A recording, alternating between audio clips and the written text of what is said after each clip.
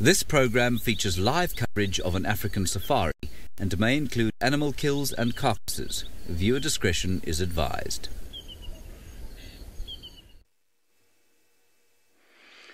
Well, a very good morning, everyone, and welcome once again to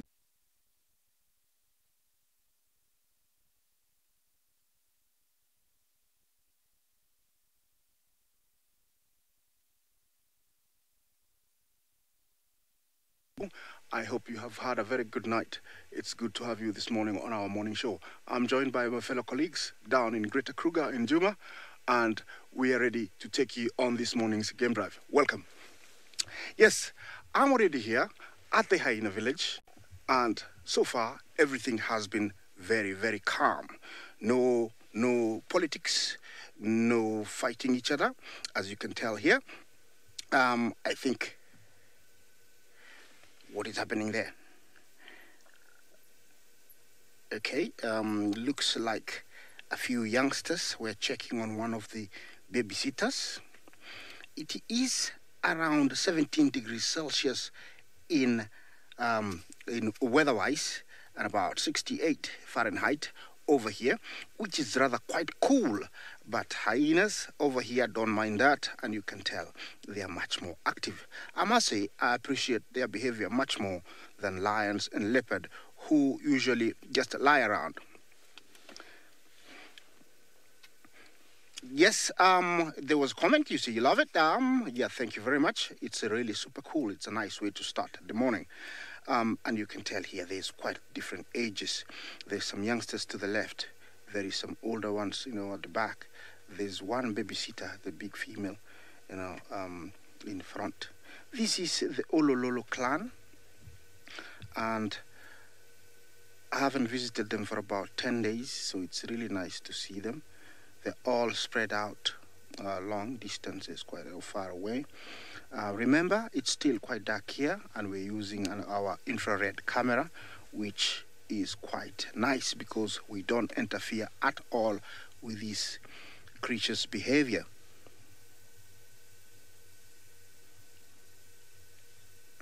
Yes, I'm here at the Hyena Village. I hope things don't change. Let me take you down to Coley to introduce himself.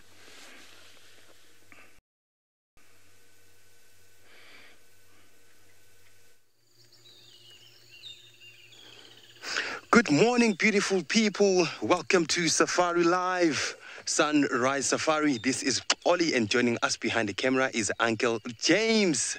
So we are coming to you live from the western flanks of the Kruger National Park, Sabi Sands. And I welcome you to my drive.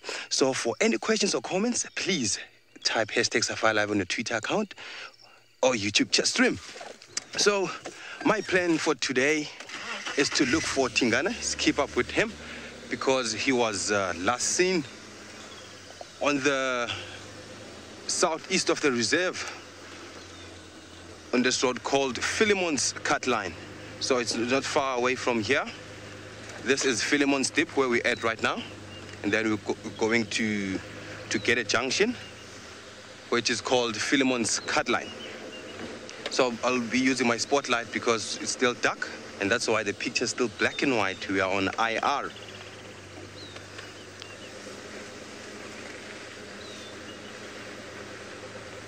Yes, Nancy. This morning, Ollie and James, yes, we are out and about. We are ready to answer all your questions and get to read all your comments. So we need to Jackalberry tree, because Hosanna was last seen at the base of the tree. Hopefully he hoisted the kill. I can see the eyes on the front, so let me go and check there. Oh, it's an impala. It's an impala. So let me stop right here and listen to the sounds. Sorry, impala.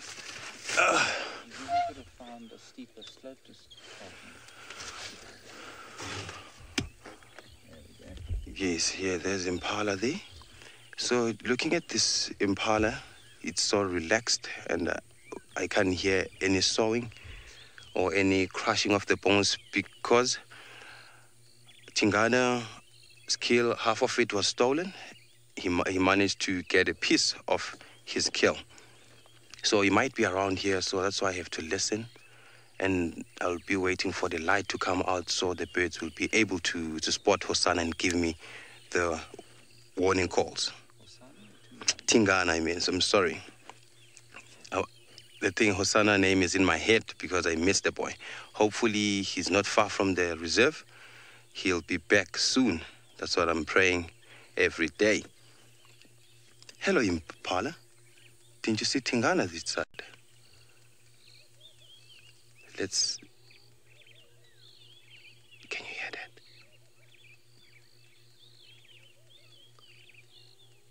Can you hear that?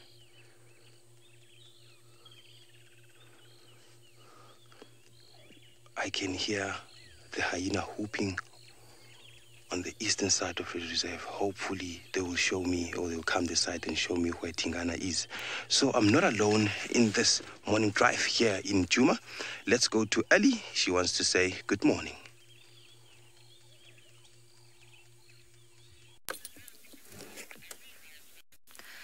Yes, Dolly, you are not alone, although we feel like we are because we haven't seen one animal yet this morning. My name is Ali, and on camera with me today is Bike. And well, we're very happy to have everybody on board for another exploration in Africa. Now, if you've got any questions or any comments, you do know that you can send all of them using the hashtag SafariLive or at FC on the YouTube chat. We have been tasked this morning, Bike and I, to go explore Torchwood, which I'm really excited about because I've never driven there before. So pretty sure that I'm going to feel like a newbie holding a map and figuring out where I want to go. But we actually do have to test a few things here and there. So hopefully there will be no gremlins in our way. And they'll be out of the spotlight and everything else. Now, it seems like, well, we could go and actually swing past the area where Tlalamba's been this see if she's there. Maybe Candy is also there. You never know. It's a good call to go check out there. And then, well, pretty much anything else. It's a brand new day. Lots of new possibilities. So we'll see what we can find around this morning. I actually have pretty much no expectations. I would love to see lions. I think that would be a nice one because they've been gone long enough. But not too sure where. While we try to find something else, let's head back to Isaac, who started the morning already with some spots.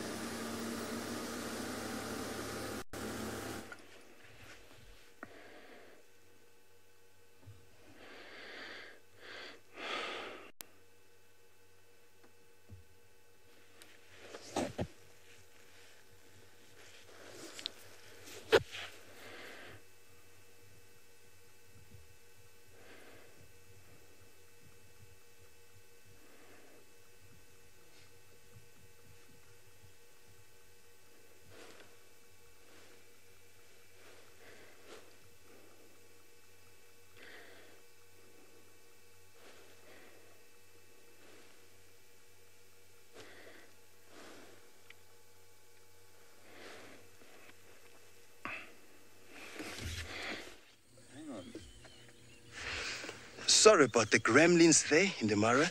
So I was still listening to the hyena, but it stopped. So my search is still going. I'm still on. I won't give up until I see Tingana and see whether he finished his kill or he lost everything after the dark.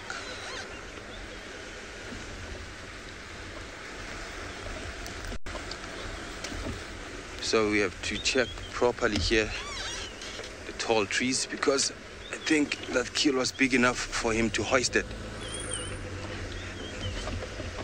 So the birds are getting active now. So if he's around, hopefully they will give us a signal of where the leopard is.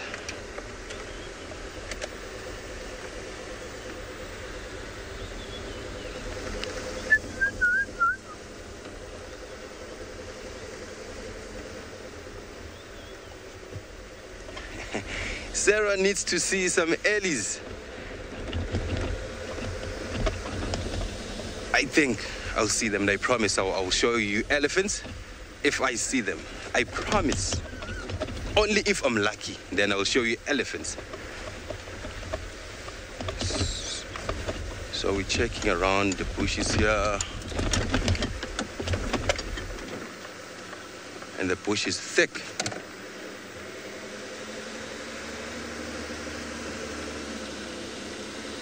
So Sarah, if I don't show you elephants this morning, please don't be mad at me, please. Because, you know, in this bush, you have to expect the unexpected. As Sydney Fumulani Mikosi is always saying, expect the unexpected.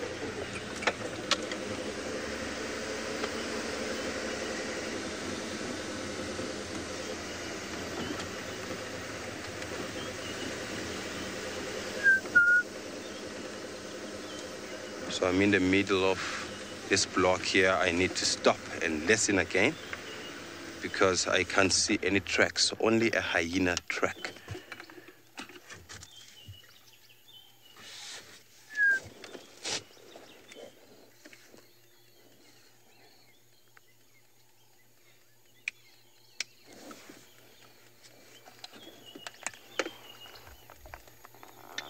The animal could also be on the right of the vehicle, maybe in here. Yes. You have to check carefully because leopards can camouflage very well. And then while you're listening, the bird that you can hear now.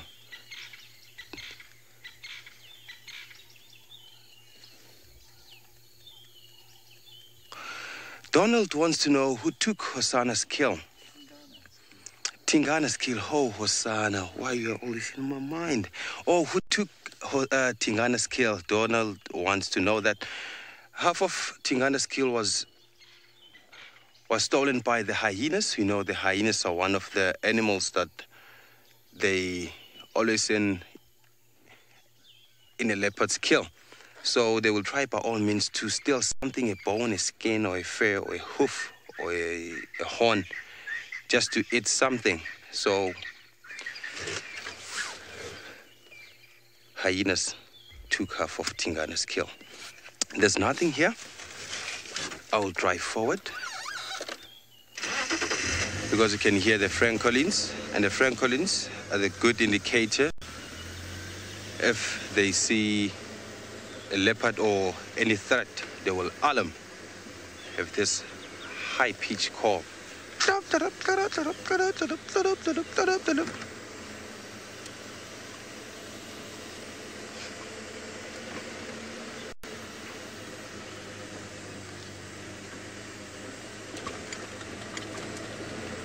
And the bush is smelling nice this morning.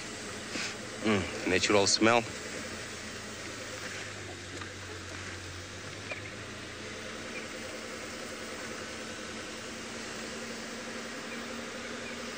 So I'll be looking for tracks also. Yes, Daniel, the bush is so thick. Welcome to the savanna biome, Daniel. This is called savanna. We have thickets, and this place, it gets so difficult in midsummer. So that's what we have around the rainy season. So you can you cannot believe you can see this place during dry season. It's so open, dry, and not thinking that it will be so thick during the wet season. Oh, he moved away from us. Hello, can you see that? Yes. Sorry about my head there. We have a scrub here. These are the guys that are always on the road. Hello.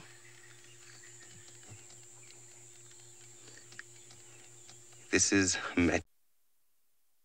Always on the road feeding.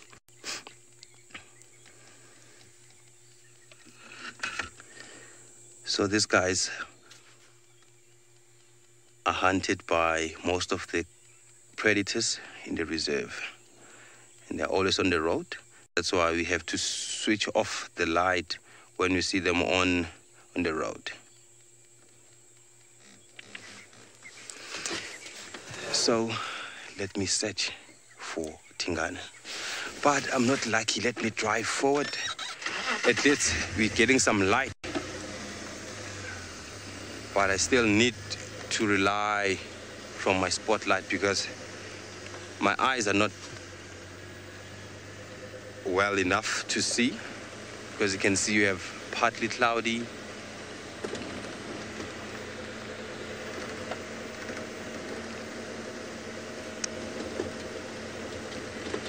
So I'll move around this block and search whether I'll see the tracks going out or coming in, or if there are no tracks going out of this block, it means Tingana might still be in this block.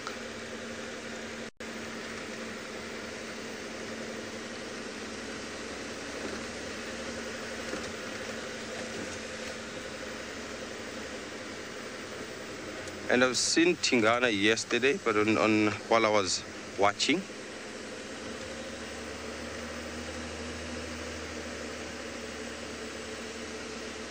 Anna Marie, I haven't seen any Janet yet since I've started working here. But I'd love to see one. Those are one of the beautiful cats you can find in this place. Nice, tiny little things and cute.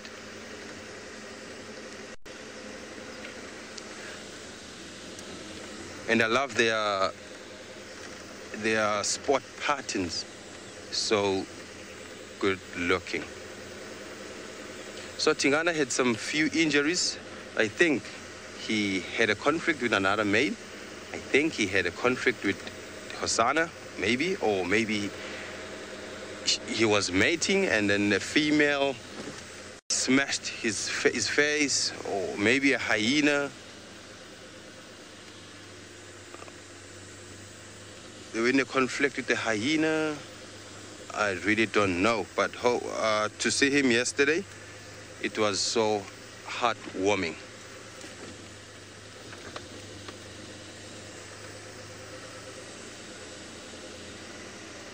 I can only hear the cicadas.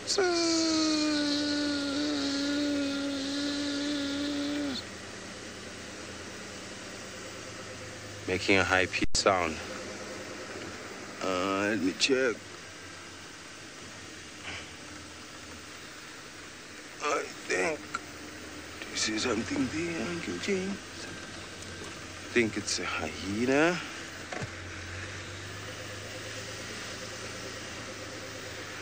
Carol, yes, the bush babies around. Yes, Carol, for sure, they are around. But you know what? What's happening with the bush babies? Uncle James has been lucky with the bush babies. I haven't seen one yet in this place. Only with Uncle James while he's alive. Cutest things with big eyes. And fluffy, long tail, and they can jump.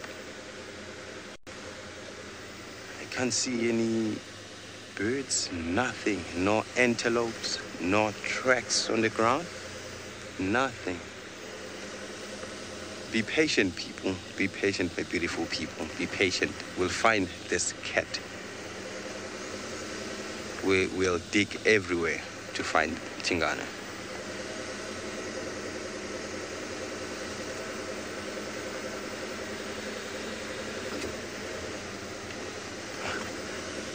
Yes, we're still on search, so let's go to the bushwalk team with Steve. Good morning, everybody. Welcome. We are on bushwalk, and look at what we found straight away in the morning.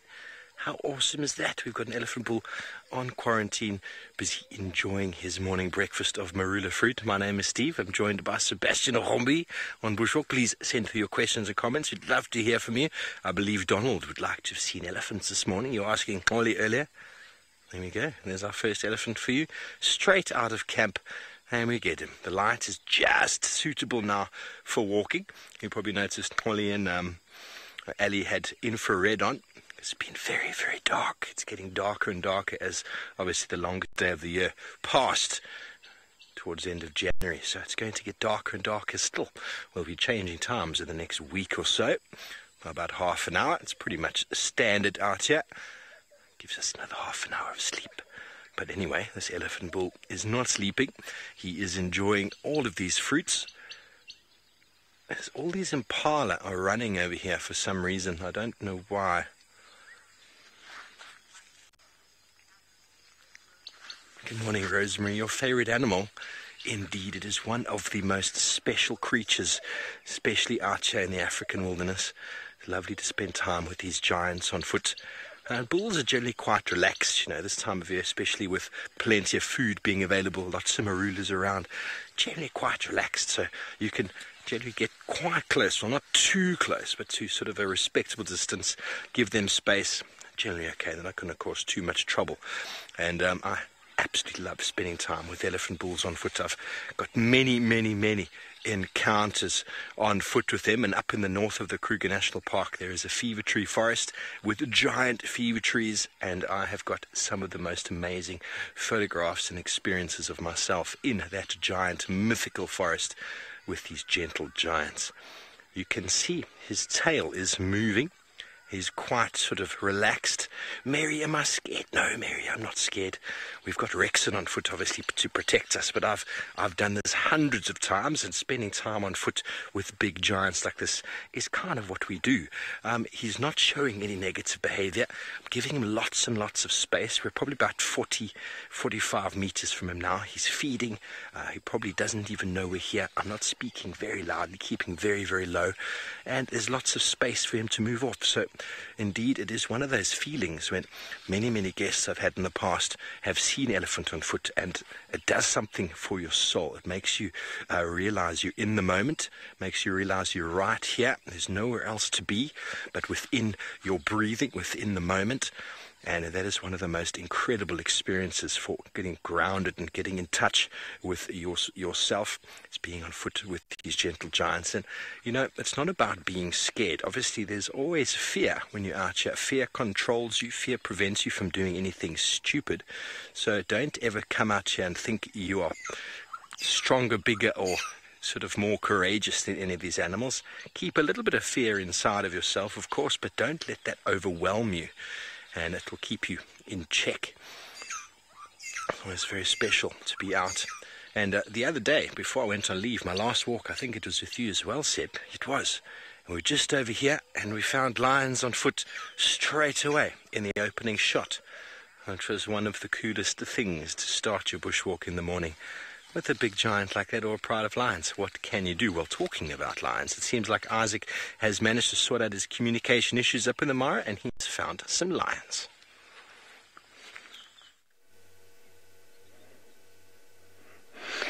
Yes, sir, we are still here at the hyena village, and it looks like those youngsters are playing hide and seek inside that bush. You can see some movement there. There's quite a good number of them. Looks like they have a little jungle gym inside there that they are using. Remember, this is the spotted hyena, one of the most widespread in the hyena family. We have 3 species of hyenas in Africa. This one is the most common and the biggest of the 3. The ones you see here are members of a clan called the Olololo clan. They're about plus minus 50 strong, and most of them are youngsters.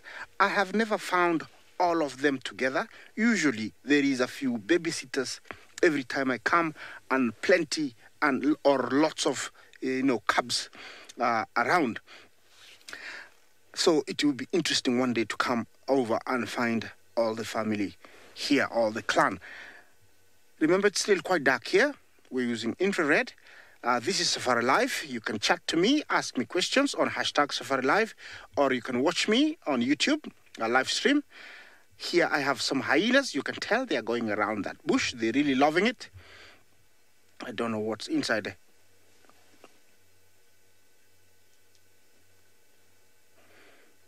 Linda, you say I wish I could find a honey badger for you. 100% I wish is the only word I can say, because they are very, very rare here in the Masai Mara. Unlike, in other places in Africa, we rarely see them here. Actually, I've never seen one in the Masai Mara. in all my guiding life, which is around 20 plus years, I've never seen one. The one that I ever saw was in Southern Africa.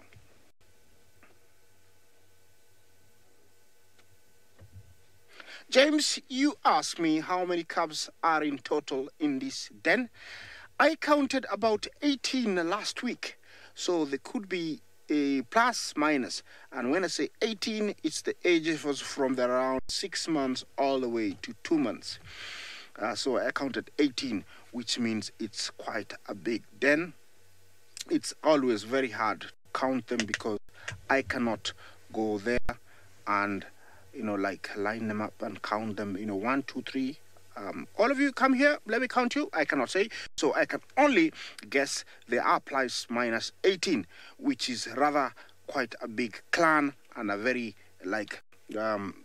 successful clan.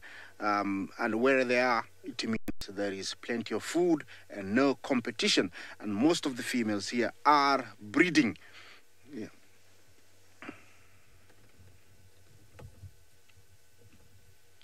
Yes, while I continue taking this place, I'll take you down all the way to Duma, where Steve has got a nice big mammal for you.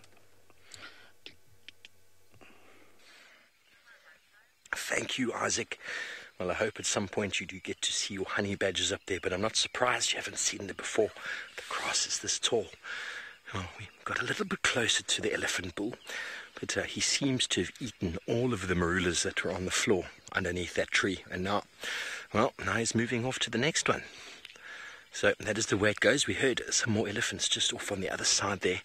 A little bit more of a screaming shout sort of sound, not the noise that elephant bulls make. So there's a very good chance there's a breeding herd of elephant on the other side of the road there. So we might go and see if we can make another plan to go and see over there, because this guy seems to be moving off. We're going to move across this side. We're not going to chase this guy at all. We had a nice view of him doing his thing, and as he wanders off into the distance, we're going to continue on our walk and see what we can find. Don't forget, folks, this is an interactive and live game drive walk safari, if you want to call it. And, well, we would love to hear from you, and let me know what you'd like us to talk about this morning. It is a wonderful morning out here. I forgot what temperature it was, but it's very nice and cool. It's a little bit moist on the ground from the dew, that sort of change in night temperatures and morning temperatures, and to lead to some very wet shoes this morning, I said. So it is indeed 21 degrees Celsius, 69 degrees Fahrenheit, and I think it's going to turn out to be a rather hot day. There's no clouds in the sky. It's a beautiful, beautiful morning.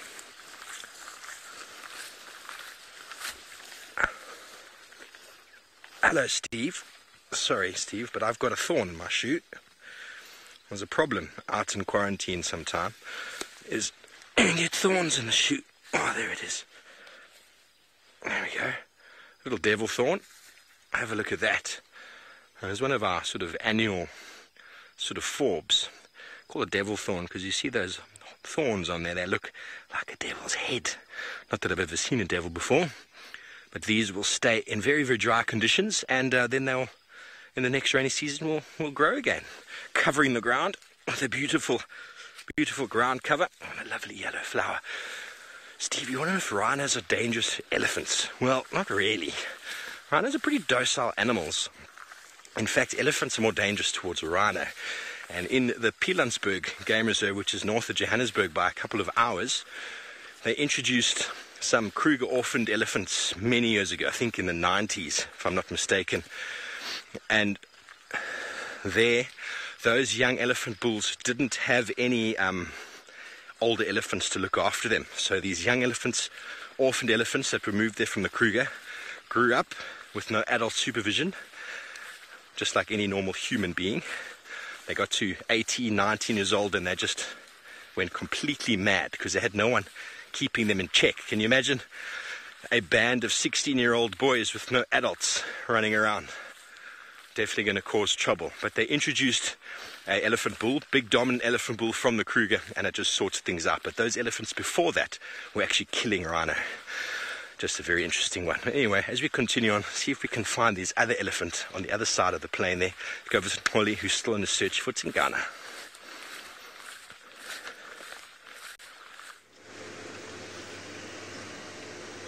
I'm following the tracks of the vehicles that were here yesterday. I'm still not lucky to spot any spotted cat around these bushes.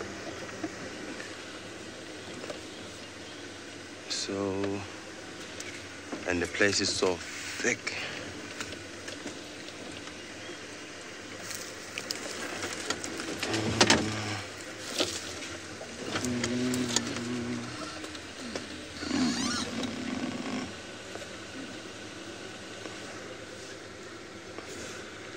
I can't see any tracks. I'm not lucky this morning, but I won't stop digging. So I've mentioned that genets are cats earlier on, and finding out that genets are not even related to cats. They're related to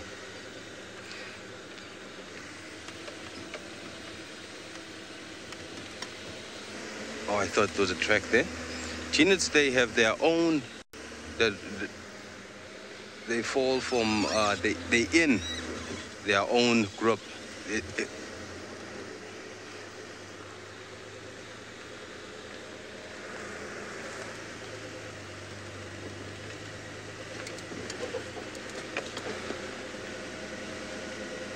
So I made a mistake of saying the genets are cats, and they are not.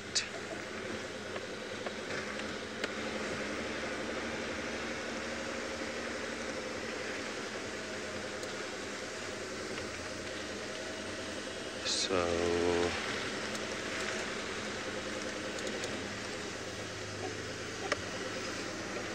Lisa, any word from Hosanna? In the meantime, I'm not sure what's happening with Hosanna. He's still around or not. But hopefully he will be around, because even on his birthday, I didn't see Hosanna.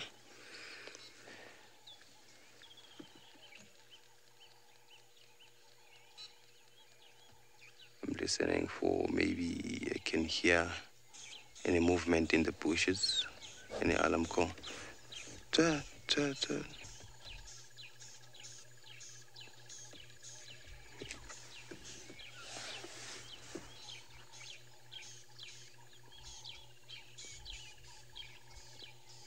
What do you hear right now? Ta, ta, ta, ta. I think that's not a normal call of a rattling sisticular.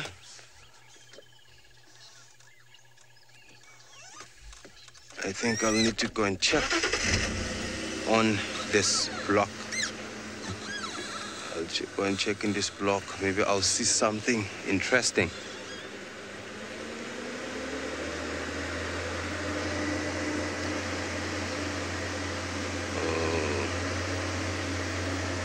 Stop. Low range off, because I was in a difficult area there. Low range off. Out. Yes. So the genets are related to African civets. So that's why they're not related to cats. They are under Vividae. So I also, I can see fresh tracks of hyenas here.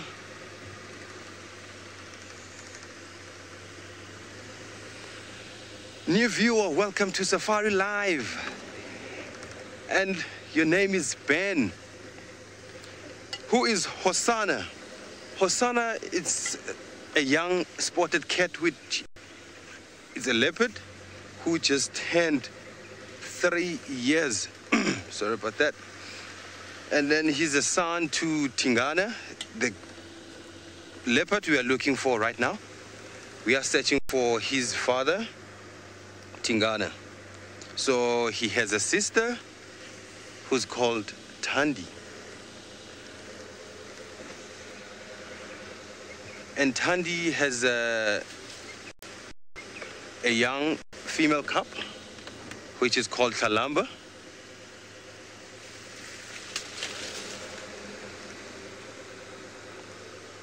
So Hosanna is a clown. That's what I will tell you. Hosanna is a clown. A beautiful looking spotted leopard.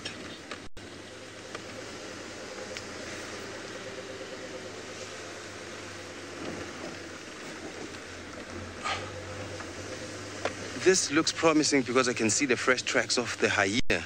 But while I'm still searching, let's go to Ali.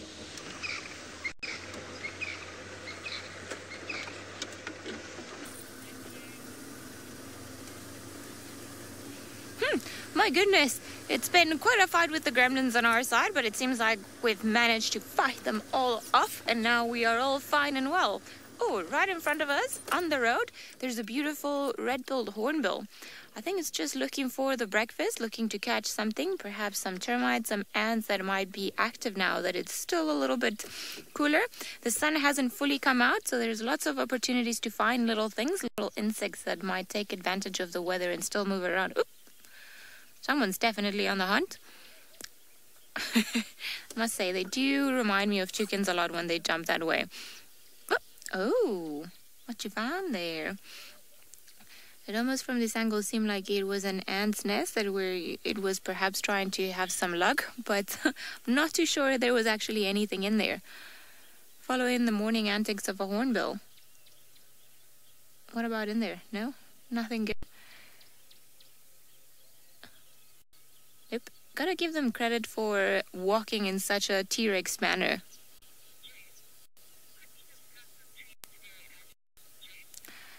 James, absolutely. I'm always up to discussing some trees, but I want to see if maybe we find a bit of an interesting one around.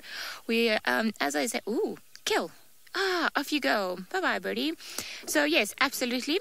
I've actually been looking for the lucky beans quite desperately because the last time that I found them in Djuma was roughly in this area where we're in now, which is close to Buffelshoek Dam. So, haven't been able to find them there. And I'm actually quite interested to see what we find across in Torchwood. So, I think I'm going to hold on to that tree card for a little bit longer, see if perhaps we find something there that we don't find in Djuma all that often, because I'm counting on the opportunities to see that. And it's actually been quite interesting. The last few afternoons or so, I've been going out with Toli, Trishala, Lauren, and well, yesterday I'm sure you all saw us. We were with James and Kirsten Nina, who are two of our FC girls. And it's been amazing because I've actually learned trees. There's one tree that I had never seen before on Djuma, and it's hilarious because I've driven past that road a million times, but I just never noticed it, which was a sneezewood. And then Toli and Trishala were very proud of themselves. They were like, haha, we'll teach you this one, Ali. And I was like, ah, amazing new tree.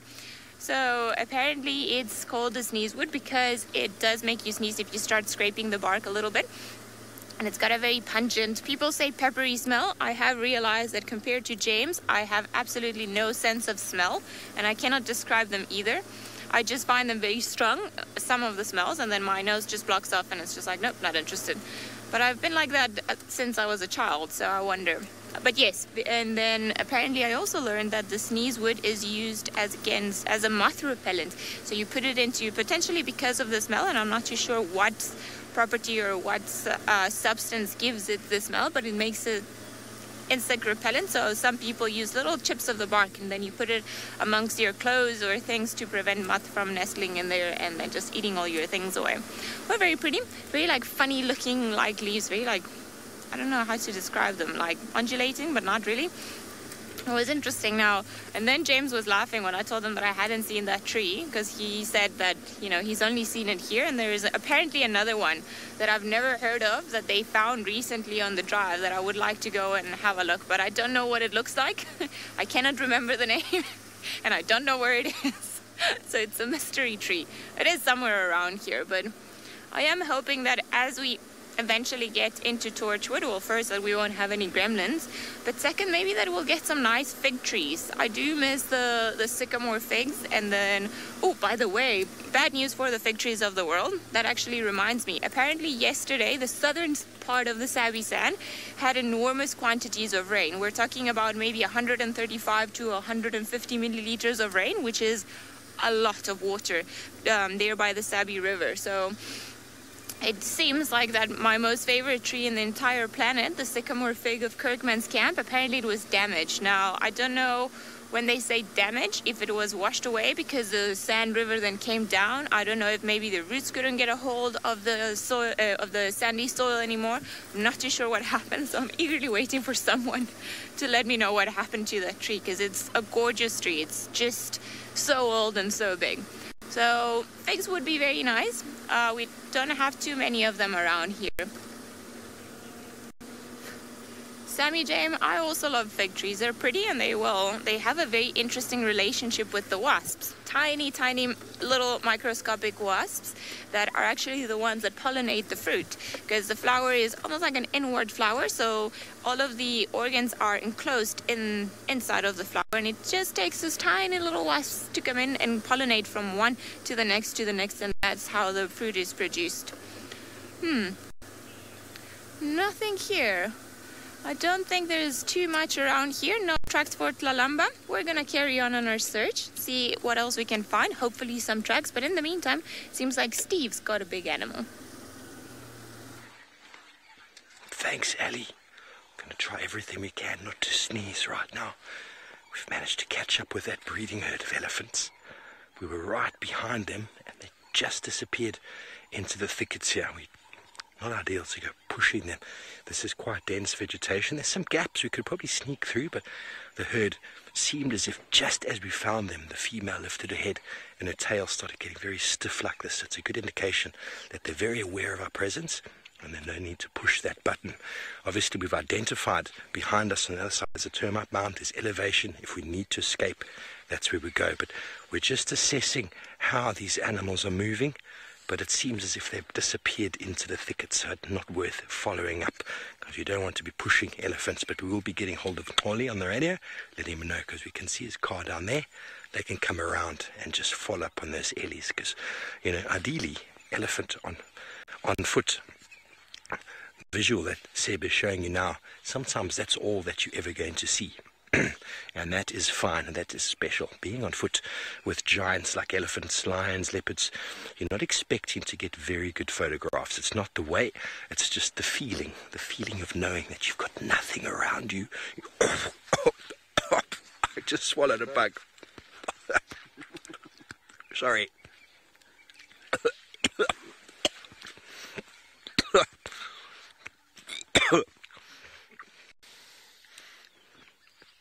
And I believe Lauren said the other day that I'm a very bad vegetarian. That's because I eat insects from time to time when they fly into my mouth.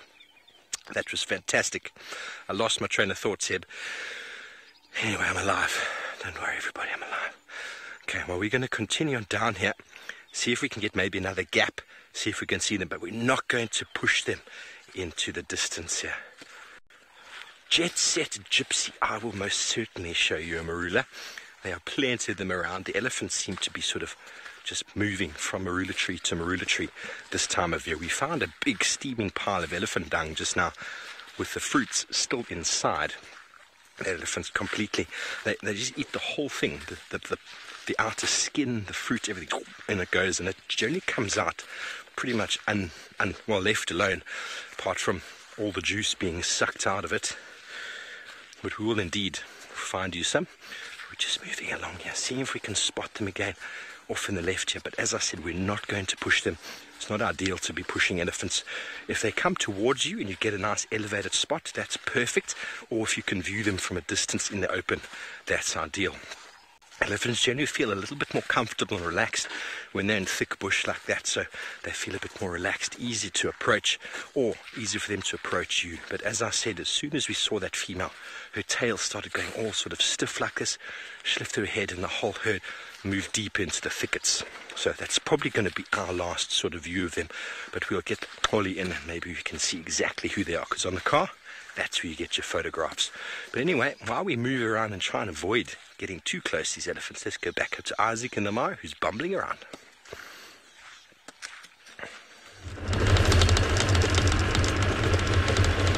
Okay, it's nice that I can hear my fine control now, and I just to update you that I'm come back to the road. I've left the hyena village, and somebody is in front of me and he's kicked a lot of dust. I had to slow down a little bit. He's the guy going to prepare breakfast for some guys, so he's quite in a rush. I'm headed down to a place called Olpunyata, where my colleague David yesterday saw Kipuli, one of our big male lions who hangs around, that area. He was with his brother or cousin, and I'm hoping to get there quite soon. Otherwise, I'm gonna be sharing a beautiful sunrise, which is going to be in, not to be precise, but maybe in the next plus minus 10 minutes. It's always spectacular in the Mara, and I always try not to miss them. Otherwise, it's only driving on this empty road, just been newly fixed, you can tell. These people that fix the road, I call them the unsung heroes. They're always here in the plains every now and then fixing the roads, but here you can tell this is freshly fixed. So it's rather nice and smooth, surrounded by all this sea of grass on either side of the road. I must tell you that it is very pleasant, it is quite beautiful, it is not chilly, it's not cold, it is super over here. It is, and they smell so fresh.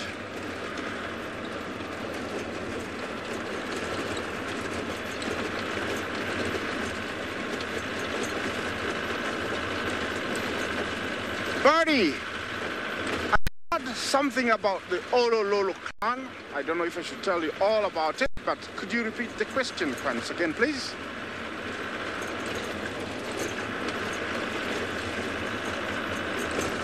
Please, if you... Oh, yes. The subordinate female with the two little cubbies, buddy, yes. I'm glad that you have that memory to remember that female. We haven't been able to go where she is and, show you live because some gremlins got into one of our transmitters, so we're not able to transmit from that area, but we'll be doing that in the next coming week or so. She's still there. I haven't seen the cubs, but I did see her, and I'm hoping to share her with you quite soon. The sun is about to rise, and I'm gonna stop right here, and hopefully those are the balloon vehicles. The people that have paid quite a lot of money to enjoy that experience, these guys are going to prepare breakfast for them. And that is east. Nobody can lie to me. It is the only side that our sun rises from, in case you didn't know. And we are already for it. Anytime soon, we might have it. As I said, it was about 4 minutes ago, plus minus 9-10 minutes. And it is quite spectacular over here. It is super. The birds are not as busy as I would expect, or maybe I'm very far out in the open plains. Well, the ridge across there, we call it Paradise Plains, and that is the other side of the river. The thick line of trees over there in the middle, that's where the Mara River is. In case you didn't know about the Mara River, it's the only river that runs through the Masai Mara Game Reserve. It divides the main reserve with the Mara Triangle.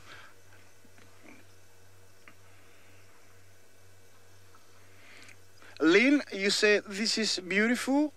I cannot agree with you more. It is superb.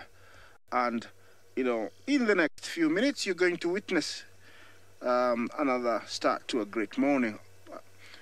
Yes, I was talking about the Mara River. It divides the Mara Game Reserve and runs about 100 kilometers through the Mara all the way to northern Serengeti. It's one of the main sources of Lake Victoria and the start of the mighty River Nile. It is fed by so many smaller lakes, rivers and streams, and it runs all the way down to Lake Victoria, as I said.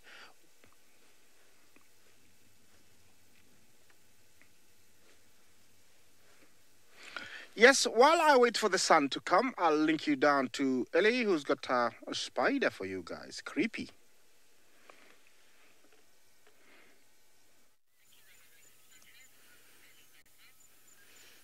Wonderful sunrises. Well, we got interrupted on our exploration of Torchwood. We finally have crossed over because we bumped into this beautiful spider, and it's actually woven all of its spider web, sorry, I couldn't think of the word, just in front of the car. So you see, it's pretty much on the way, and we almost drove into it, but then all of a sudden, this hanging little black spot in the middle of the road caught our attention. So upon further investigation, we realized that there's actually a little spider in there.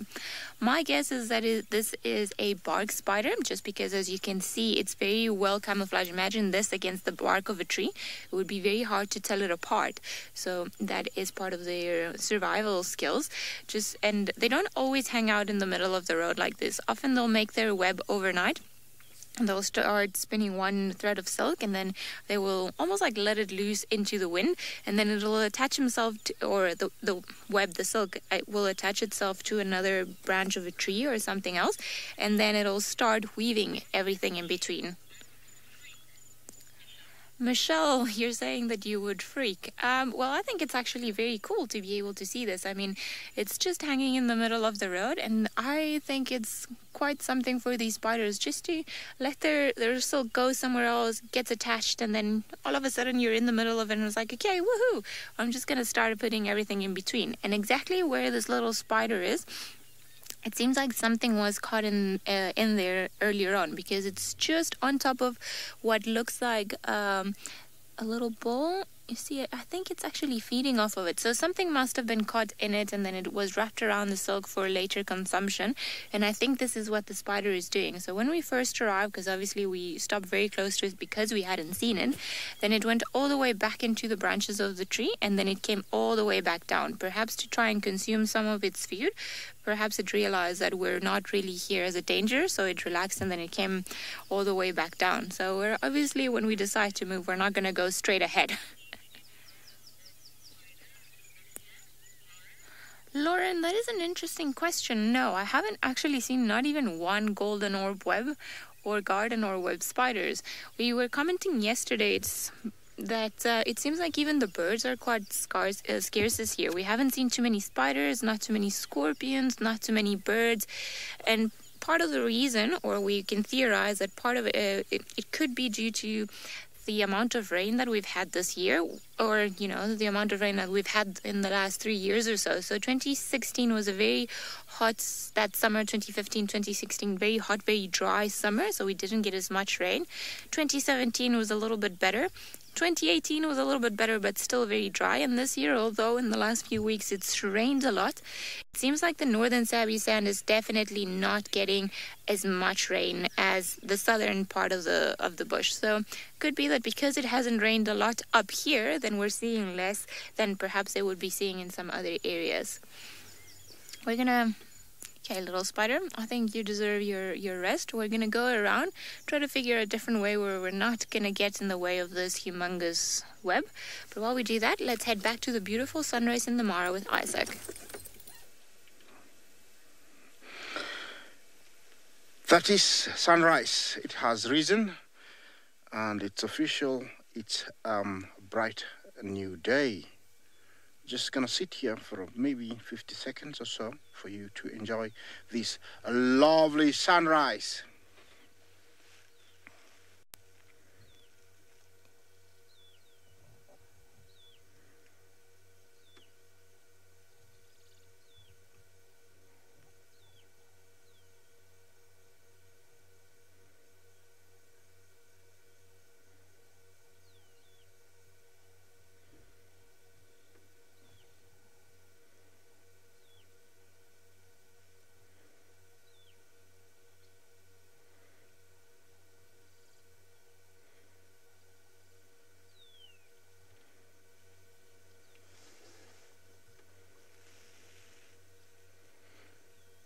Well, you can hear the sounds of birds, sisticolas, morning doves.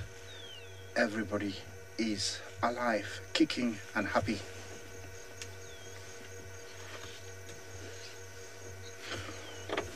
Well, what can I say? But it is just stunning, and all I can do now is try and find you something. So excuse me now, but I have to go down the road and see what I can find for you. I have a mission, and I'm gonna try and fulfill it this morning. I'm not very far from my destination, so you know, let's go. Join me.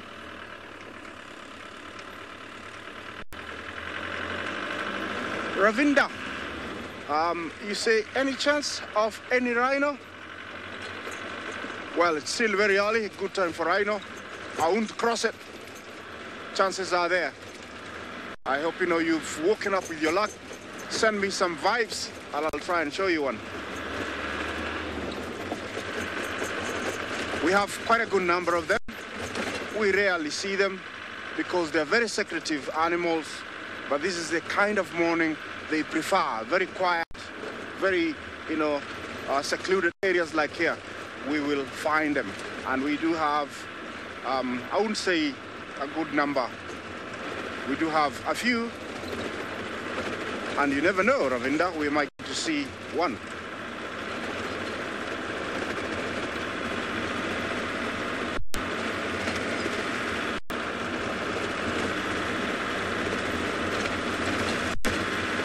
Well, so far, I haven't seen any elephants, but the last weeks we were seeing lots of elephants all over this road, which is rather interesting. It means, you know, they have moved on to other areas. They have utilized these areas, and now they have moved on to other areas where there's fresher grass. I don't blame them. I could do the same. It's always nice to change restaurants and find which has got tastier food, and I think that's what they've done. Although there's still plenty of grass, others might come that haven't tasted this type of grass.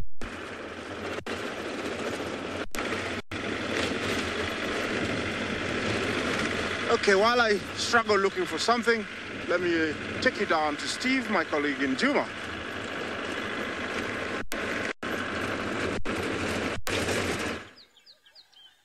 Thanks, Isaac. I'm glad you came to us before our animal rushed away. They are very fast animals, these. Only joking, this is the giant land snail, and kind of one of my spirit animals, in fact, because wherever he goes, so does his home. And pretty much myself, my car, everything I own fits into my car, and I pretty much bumble around. Everything goes with me. Here he comes. Be careful, he's starting to charge. I obviously got a little bit spooked initially when Seb moved up towards him with the camera. And now he's starting to get a little bit brave with his eyes on the end of the stalks there. How cool is that? The giant land snail, for those of you who were not sure what you were looking at. There's quite a big one. They do get larger than this, but they love it after the rainfall. Amazes me. They've got mouth parts which resemble a chainsaw. Can you imagine that? A chainsaw in the mouth. Indigo girl, I love snails' eyes as well. They're such interesting fellas, but they've got a chainsaw-like mouth, because basically what their mouth does moves over plant material like a chainsaw, breaking it up into smaller parts which then go in to the mouth and then go through the body and get processed. Very strange creatures though, aren't they? But they do feed mainly on organic material, basically breaking down material, and they don't have the same mouth parts as most other insects or organisms. Very interesting. Imagine having a chainsaw for a mouth. You'd think it would make a lot of noise when you eat.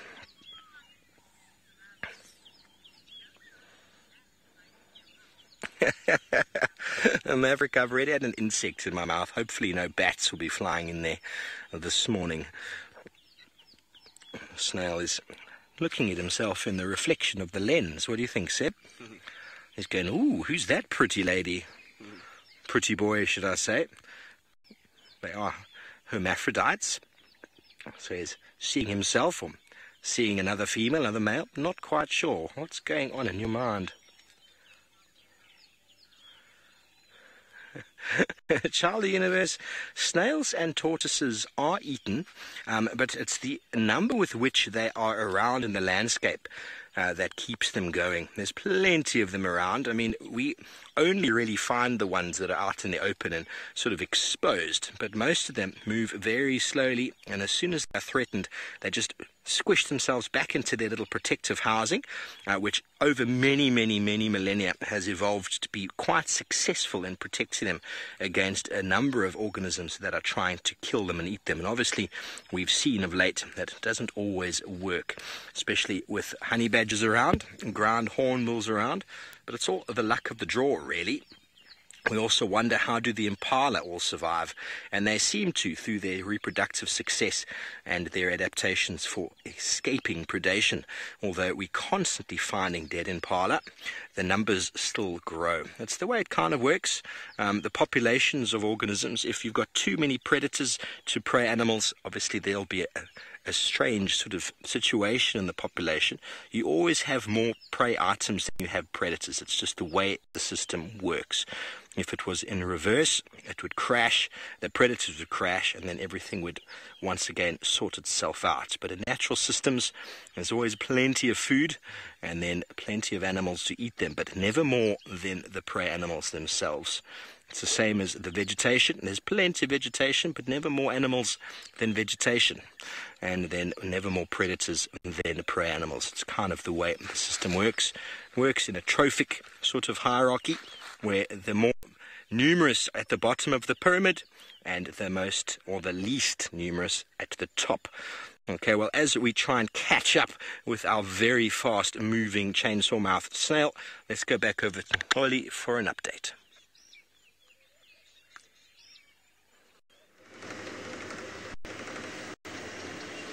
Driving nice, slowly, because we saw drag markings of a hyena. But what's happening about these drag markings is that the tracks of a hyena are on top of the drag mark. So those drag markings are from last night, and the tracks are fresher than the drag marking. So a hyena, when it's dragging something, or a dog when it's dragging something, there's no way where it will step on the track of the marking. So that's why I'm saying they've dragged something maybe from Tingana, then they went back to check whether there's another thing to steal. I think they didn't find something there. Then they came back using the same route. That's why they step on top of their track markings of that carcass.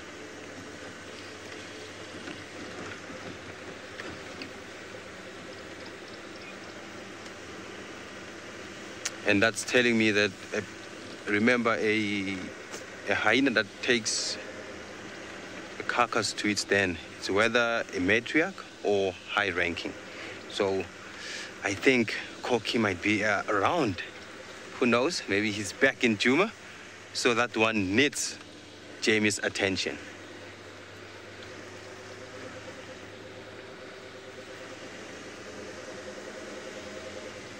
I haven't smelled any rotten meat yet.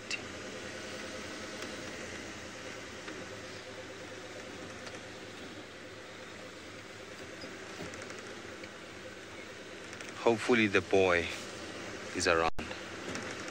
It's been a while not seeing Tingana.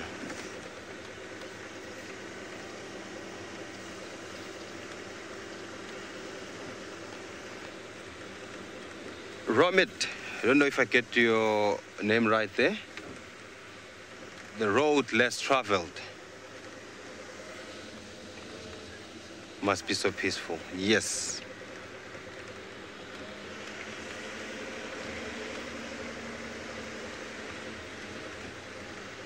So that's why I need to check very carefully here, because I don't want to miss a track or miss a smell or any alarm call here. I really need to see Tingana this time. It's been a while not being live with him.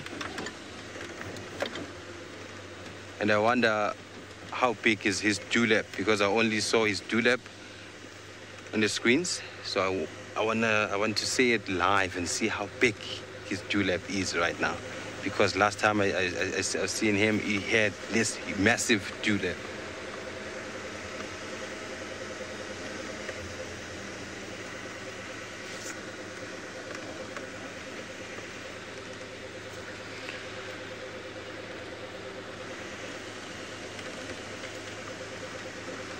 A good way of finding cats. If you don't see any tracks, you have to listen.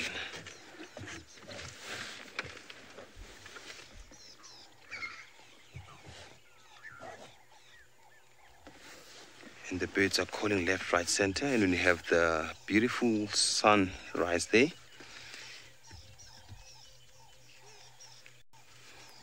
And look at that blanket of clouds on top there. It's blocking the sunlight, but hopefully we'll have sunlight today.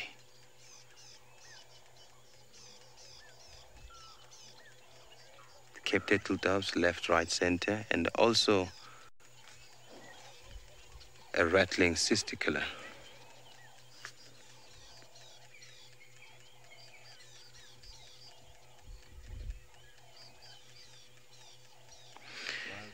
Snuzzy wants to know, have I ever seen a wild peppermint around here? I'm not too sure whether you mean the very same thing, but what I've seen here is a wild mint. I don't know whether it's the same thing, wild peppermint or the wild mint, but what I've seen here is this plant which is called a wild mint. So I will look that up if they are the same species. So here we have this beautiful bird that availed itself here. Oh, a yellow-billed hornbill. Yes, this hornbill is very lovely this morning, and it will give you this wonderful call. Its call is like bold. Let's move forward and see whether we'll find Tingana. And what's so amazing about a hornbill? I've seen them in the camp. They're always there. They will come in pairs, like then they will dance, make this dance. I don't know what they're doing. Maybe they're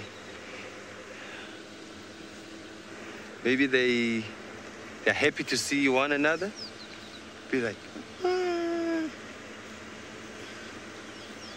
the hornbills. I've never seen a red-billed hornbill doing that. Maybe it does dance. Yes, thank you, FC. They say nice dance. We have a starling there calling this morning.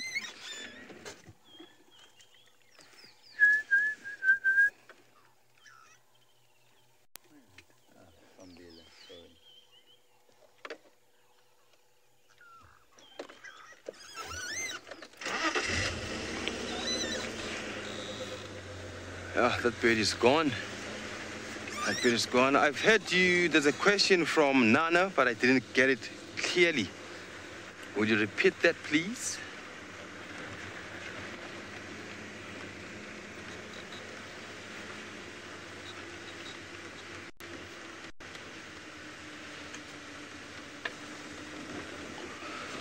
Oh, Nana wants to know, is there anyone who measures birds and who goes for birding and check whether how's the population, how are they doing in the bush? I'm really not sure about that, and check their ages. I'm really not sure about that. And I haven't asked about that. I don't think they are. I don't think they are. Even Uncle James the Beck is saying, nah, they aren't. There's nothing. And that should take time, hey? Just imagine doing that.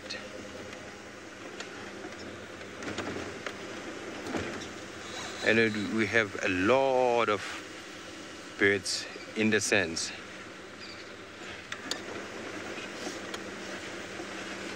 While I'm on search, and I rely on my alarm calls, smell, and listening, Let's go to Isaac up there in Kenya.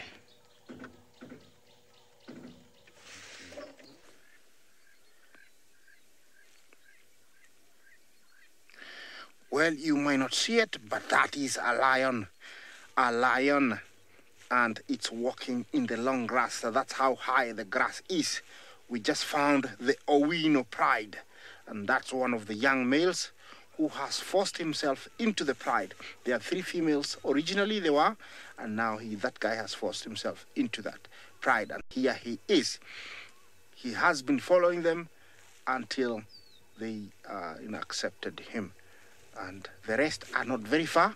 They're all spread out. They're sticking out this area. I think they are looking for breakfast. We did see 3. They all have disappeared in that long grass. But definitely we'll get to show them to you.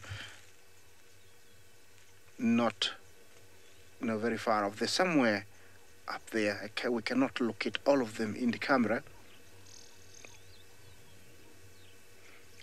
Oh, yeah. Yeah, you see, there's one running, you see? Yeah, I don't know, you say your favorite pride? Yes, the Owinos. They are one of, they broke away from the Sausage Tree Pride, and they're actually known for killing buffalo. Over here, they are looking for warthogs in the long grass, because there is no buffalo here. And it's also one of my favorite prides, actually. What I'm gonna do is, because we're quite far far away from them, I'm going to try and get closer. So allow me to get closer so we can see what they're doing. But definitely they are looking for something. They're quite busy looking for something. I've been seeing them jumping around in the long grass. I don't know exactly what they have seen, but let me take you around.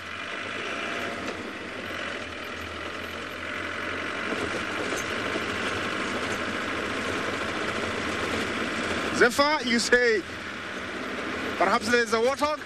That's what I think. I think there is a warthog. In this long grass, it's very easy to hunt warthog, and for them, they have very good eyesight. They can, see a tail staring in the long grass.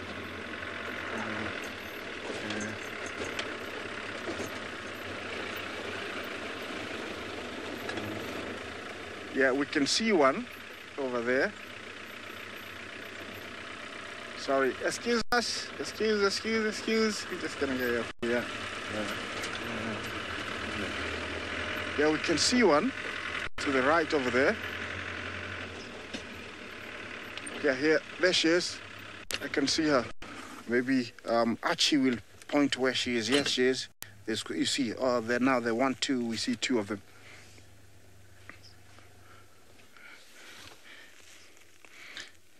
Yes, they are somewhere there. That's how the grass, is. It's very high. When a lion goes down, it's really hard to see it, but you can see them walking towards us. I hope they come all the way here. Not in the car, but somewhere. Yeah, there's another one coming. So I think there's 3 there.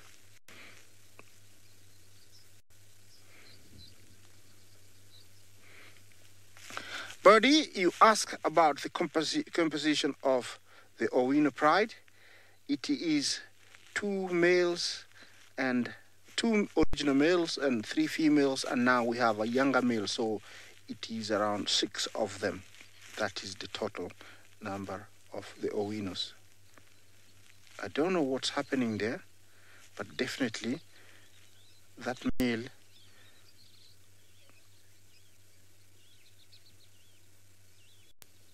I'm trying to understand the behavior of exactly what's happening there, because now I can see 2 females and the young male. I am thinking maybe one of the females got something and they're trying to beg. It's really hard to tell from this distance. Or maybe there's a burrow and they're trying to sniff whoever is inside.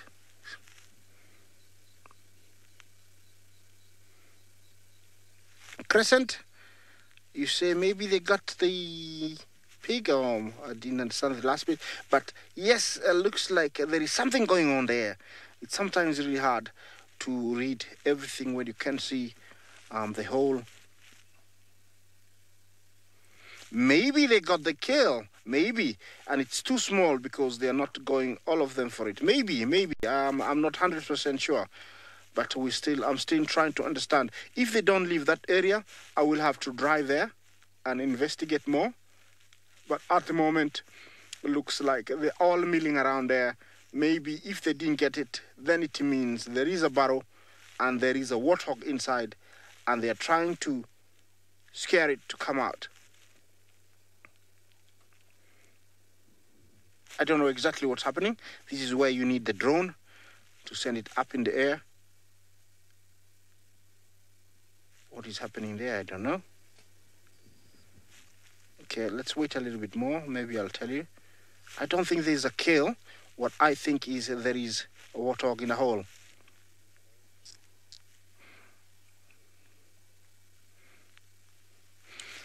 Okay. While I stick this area, let me take you to Coley, who's got some creepies for you guys.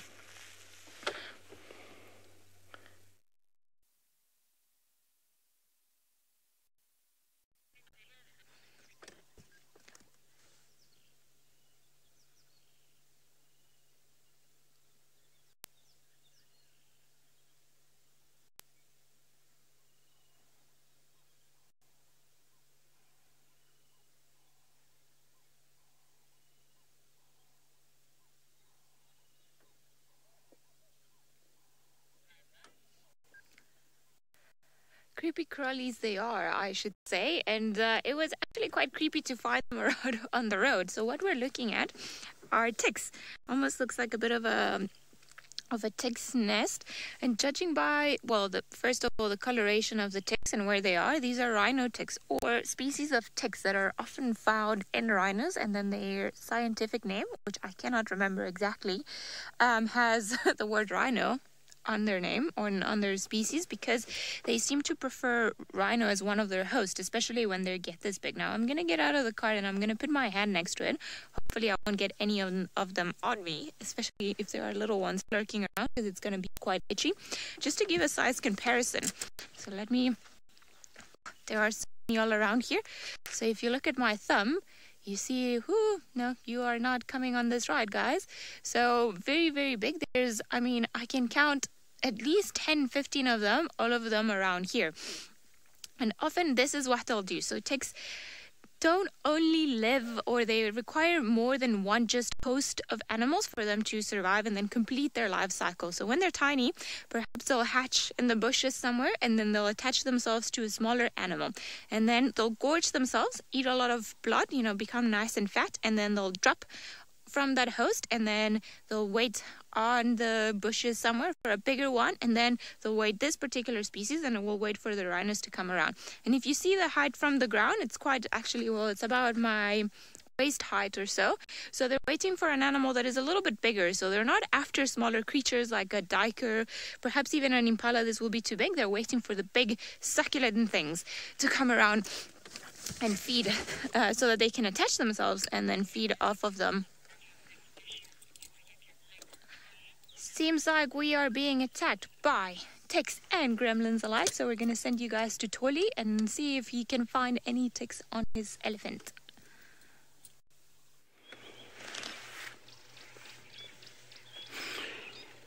We have the elephants. As I've said earlier on, that we have to expect the unexpected in this place. We are in the bush. You won't know what you will see when you leave the camp. So earlier on, Donald, a viewer, said I must show him some elephants. So here are some ellies for him. And you can see the yellow-billed hornbill is showing off. It wants to be live because it's flying around the bushes there. So this is a small head, but I'm not sure how many are they. they are, but because they're in a thicket, and I only saw 3 in the meantime. One went to the left in the thicket there, and that's a big elephant over there. Sometimes some people, they tell you they can spot or tell the gender of the elephant by looking at the forehead. The angled forehead there, they say that's a female, and the one that's round or curvy, it's a male. So for me, I can't tell the difference when it comes to that. I'm not good with that. I'll go for a female when I see the teats, or when I see a young one following it. Then a male, when he has erections or in must, when draping to show off to the ladies.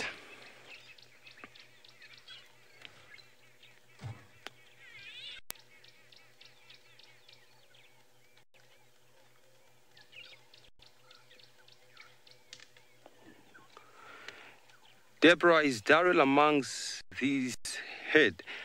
I'm not sure whether he's around or he's away from this head, because it's thick here. I can only see this one big elephant over here.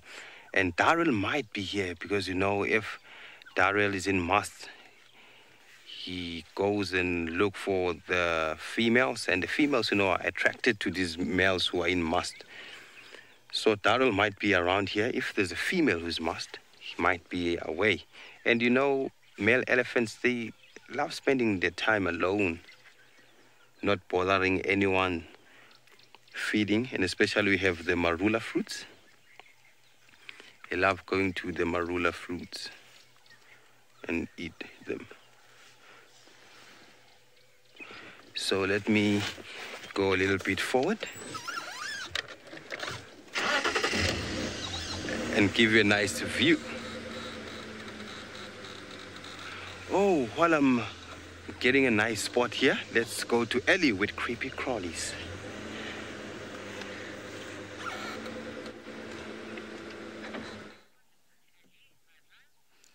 All right, we seem to have a few issues with the gremlins earlier, so we're going to try that again.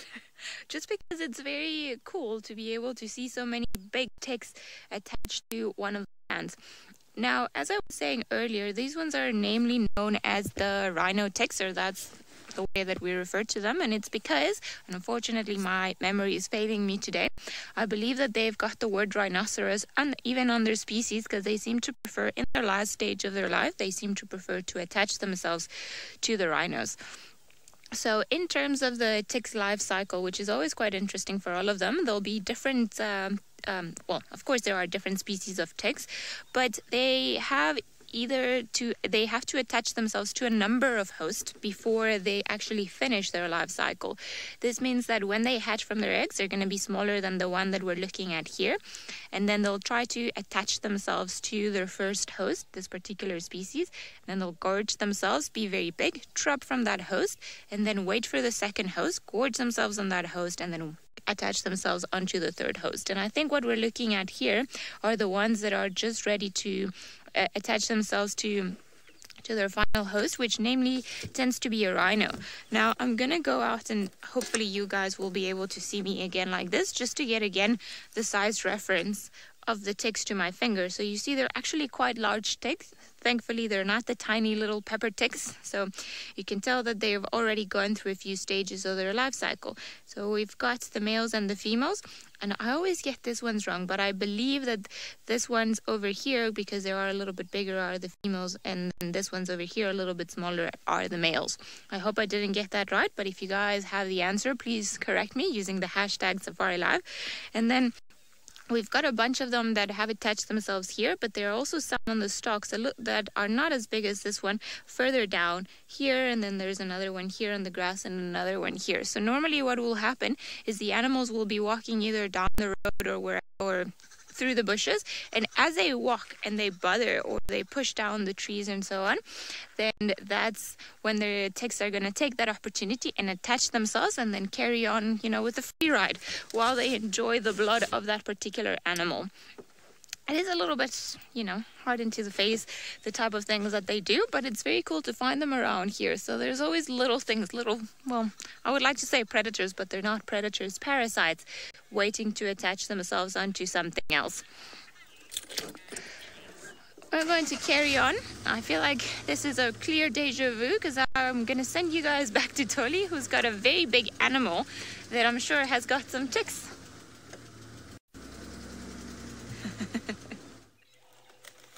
Oh, look what we sitting next to. This is amazing. This is magical. This is a young bull elephant, and there are two.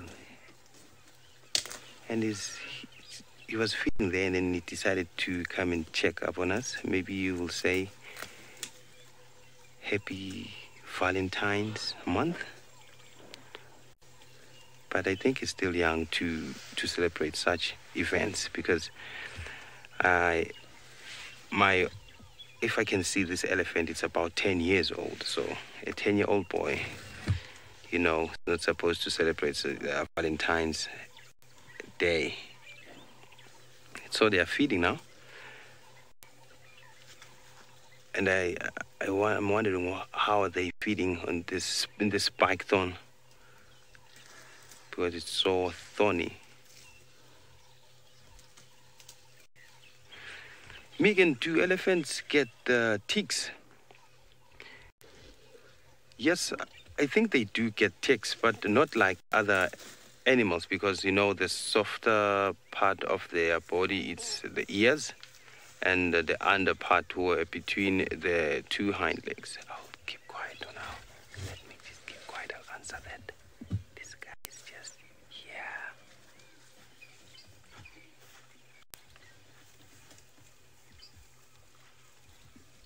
Oh my goodness. This Ellie is just here.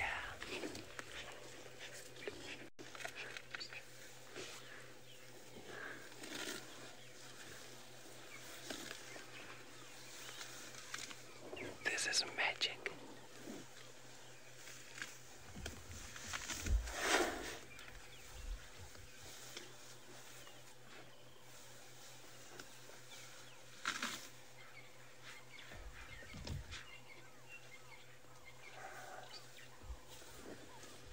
Have you been next to an African elephant? Yes, I've been to an African elephant just next to it. This is amazing.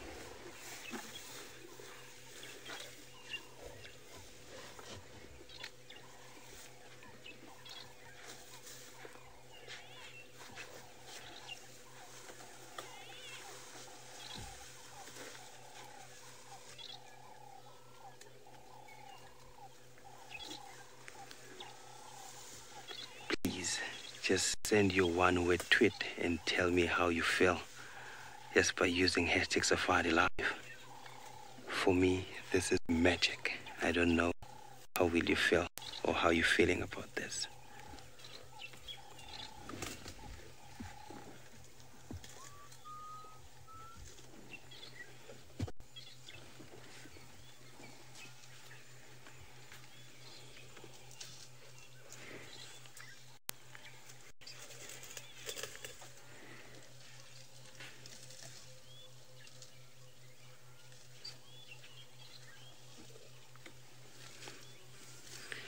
Yes, Paula, it also amazes me the way they are so quiet and they are so big and they are just right next to me here.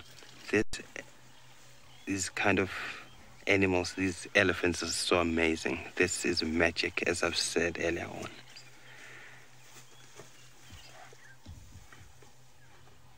This is the best time of my life. So answering the question from earlier on about the elephants and ticks, I've seen the rubbing post where the elephants rub themselves after wallowing in the mud. I've seen one tick in my whole experience after they did that. So they don't have a lot of ticks compared to the other species of animals. So, you know, they have hard and strong skin. Then they have soft skin in their ears. So ticks, they target those spots, but not a lot of them. You can see the wrinkled skin there. So if I get an opportunity to be in a bushwalk, I really need to apply mud on my face and see how they feel after wallowing. Is this thing helping the skin from the sunlight or sunburn?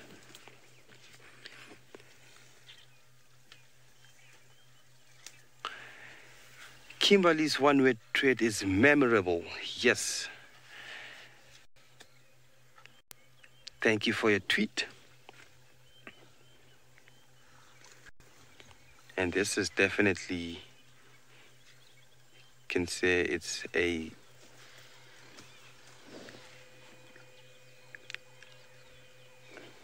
this is definitely a bull.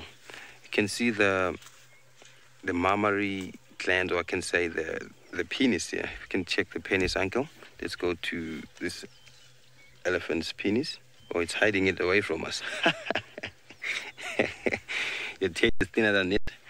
So what's happening? You can see from the top part there, it goes down straight between the two hind legs up to the belly spot. So the females will have this, doesn't go underneath. The female just hangs facing down.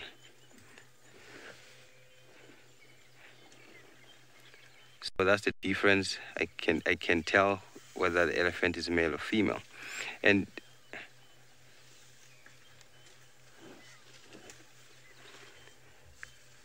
so this is an amazing moment. So let's go to Isaac, who has the owinus.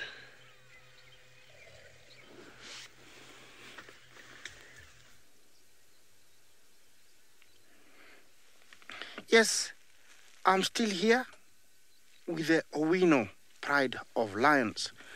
Remember, we told you, or I can tell you now, these are breakaway from our society pride. They form their own small pride of 3 females, 2 males, and now they've been joined by another male, and so in total they are about 6. What you are witnessing here, it's a rather a tense moment for us here that we understand, and I can explain exactly what is happening.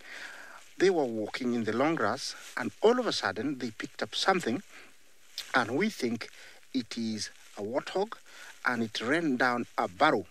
And now they've been sticking out that burrow for the last about 12 minutes. These two have been trying to dig it out, and we can only see their heads every now and then, and their tails twitching, which tells me they're so confident they might get it. But who am I from here to read exactly what's happening there? I don't know. I'm just also very excited and also perplexed on exactly what's going to happen or what's going to be the outcome. My heart is pumping, but I'm still don't know exactly what's going to happen.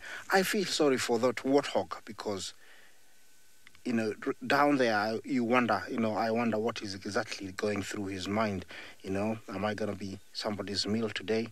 Am I going to commit suicide before they get to me?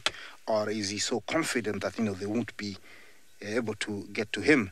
Sometimes it's a waiting game where one will try and outwait one another, like, sit there until somebody's really tired.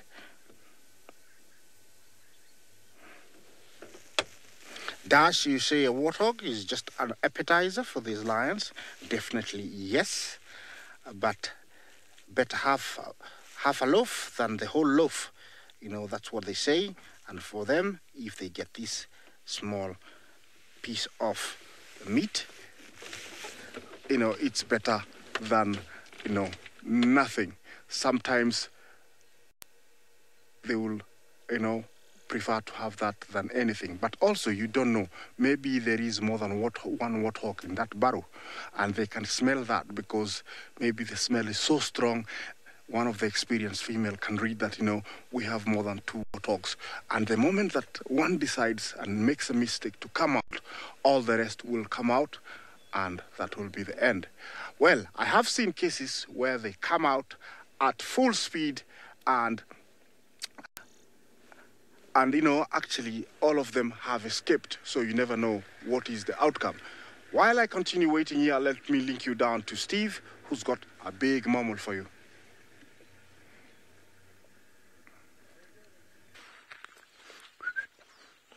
Welcome back, everybody. I love the Owino Pride. We've managed to find another elephant bull.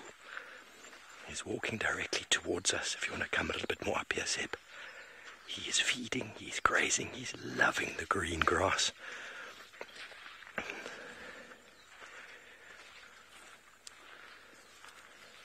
Here he comes over here. Nice big bull on his own. We've been looking at him for some time. Managed to come all the way around him.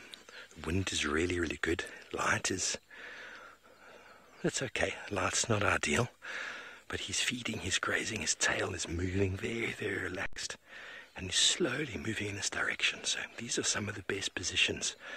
So we've got a big tree in front of us. There is a termite mound 20 meters behind us. So we do have an escape route. We do have somewhere to go if he walks right towards us. But what often will happen with a big elephant bull is he might come walking and then he might detect us at some point and he'll just do a big loop around us. They're very casual in their approach. He doesn't want to seem put out in any way and maybe lose face. So he'll walk straight towards you, and as soon as he notices that you're there, do this very gentle sort of bend around you without showing any sort of negative behavior. There we go, he's busy smelling now. Oh, he scratched his ear. Very nice to see. He's a nice big boy. So important in these situations, if you do find elephant, to quickly sum up, is it a big bull or is it a group of females with their offspring? Obviously, we know that females with youngsters can be a little bit more dangerous than big males. Males don't have too much to be concerned with. You can generally get a lot closer to males than females because nothing really bothers a big elephant bull. Nothing really causes him any trouble. There he is. You can see him enjoying all the inflorescence from the flowers, from the grass, should I say. Is he pulling it up? Lots and lots of grass, all the seeds as well, very nutrient rich. Loving the rain as well. After the rain we had yesterday, all the grass is nice and fresh, nice and moist. And you'll find elephants feeding almost exclusively on grass at this time.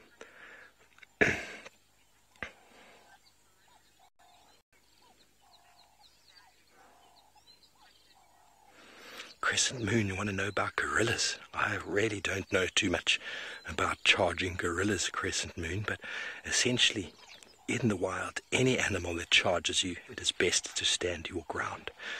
The only animal that I would advise getting away from would be, or climbing a tree, would be black rhino or buffalo. But generally it's more important to stand your ground.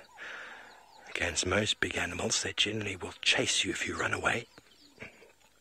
But I have yet to experience gorillas in the wild. I think Tristan and Ali actually went up to see them not so long ago, so maybe she's the best person to ask about gorillas. Oh, Sebastian's seen gorillas. Did you run, Seb? Or... You must not run. Sebastian's agreeing, Crescent Moon, you must not run from gorillas. Certainly. Faith, let's invite some more people on board, shall we?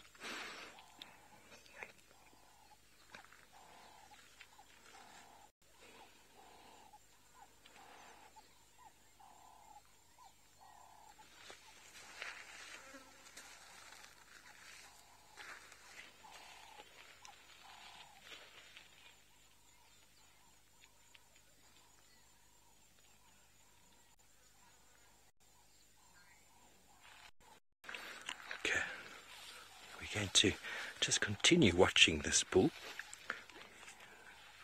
See, I don't know if you're looking at his tail there, but his tail's very relaxed.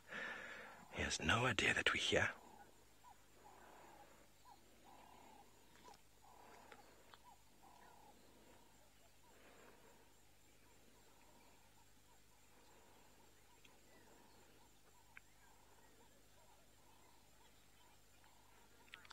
Good morning, everybody. Welcome to Djuma, the Sabi Sands Kruger National Park, South Africa. My name is Steve. I'm joined by Sebastian on camera. We have managed to find a big elephant bull on foot. Obviously, he's on foot, but so are we. Please, any questions and comments you might have, please just drop them below. Love to hear from you. He's just busy grazing. He was walking straight towards us there a moment ago. Now he's just sort of bent a little bit to the left. Seems to be very selectively feeding on certain grasses. It's very, very juicy grass here at the moment. We've had a fair bit of rain of late, and the grass is really, really filling his belly. When you're an elephant of that size, so you've got to eat all day long. So this is the time of plenty. This is the time of year when all the vegetation is doing very, very well. Pardon me for speaking so softly, but we are only about 40 meters from an elephant on foot. Dave, this is always very, very special. And as I have said many times in the past, elephant or any big five on foot, generally you're not expecting to get an amazing photograph. It's just the experience of knowing that you are without any sort of security. You don't have the safety of a car or anything like that. It's just you and the wilderness.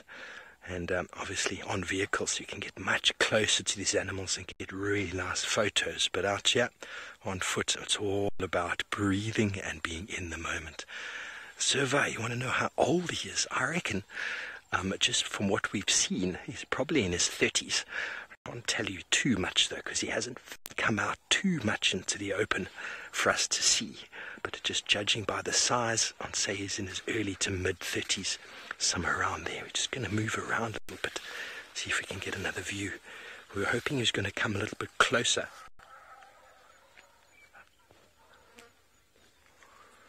Chris, it is beautifully lush and green, and you probably didn't hear that on our microphone there. We don't pick up ambient sound very well, but we heard some elephants screaming off behind us there, so we need to be quite careful, because when it's this lush and green, well, look how quickly he's disappeared. He's gone. He's still there, but very, very quickly disappeared behind the thickets. It's very easy to lose animals out here in this thick greenery, although it does look very pretty and can be rather dangerous. But anyway, we're going to just have one more look at this elephant bull. You just see his tail wagging over there as he's feeding. Thank you for joining us for this very short little broadcast this morning. I hope you enjoyed it. We are still live. Just Google us, Safari Live. We're still going for probably another hour or so. I'd love to see you there. Have a good morning.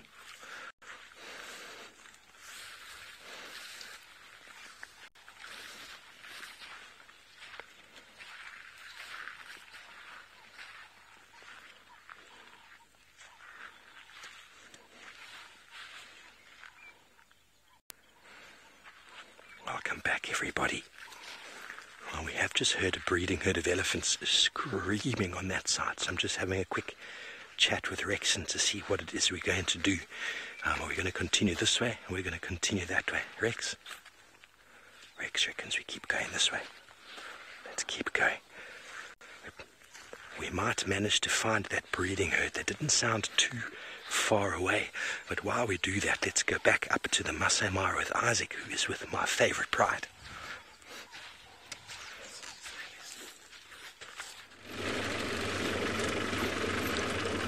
Okay, I am riding here in the long grass, and the warthog has outweighted the owinos, so the warthog lives to see another day. I'm following them. They're in the long grass, and we'll be sharing with them, I'll be sharing them with you shortly. They're over here to my left, and you can tell they're quite desperate. Their faces are not as happy as most of the lions, this time of the year. And the main reason, you can tell, is it is very difficult to get anything in this long grass. most of the game that they normally go for has gone out of these areas, and they've gone to shorter, areas where they can get, grass, and at the same time can be able to see all 360 degrees.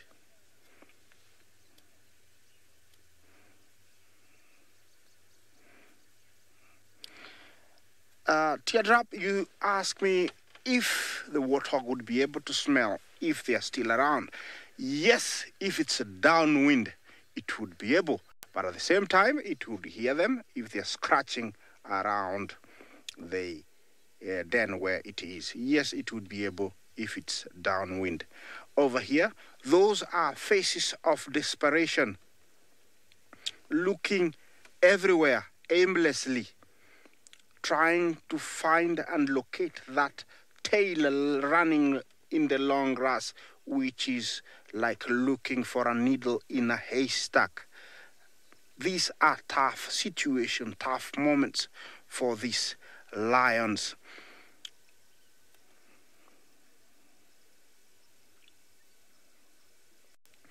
Sarah, you say it is so peaceful. Yes, for me and for you seated down there, very peaceful. Not for the warthog down the hole that was being terrorized by this Owino pride of lions. Yes, Sarah, it is very peaceful. Peaceful. I would say it is calm. The winds are picking up. It is super. The smells are just unbelievable. I'm enjoying it. I hope you are enjoying it as well. I will be following these guys, so don't go anywhere. Just sit there. I'm just going to try and drive a little bit more.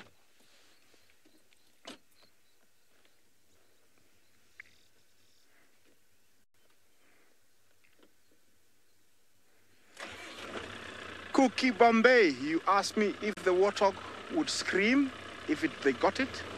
It is a very loud scream, and it goes like...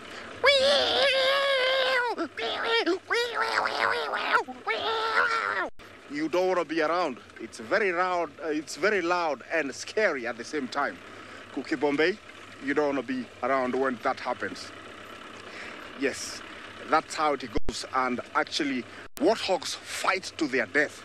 I have seen a warthog, still screaming, going until all the intestines were out. They really fight. It was a gory, sight. You don't want to be here. But, lions have to eat. I'm still following them. They're in the long grass.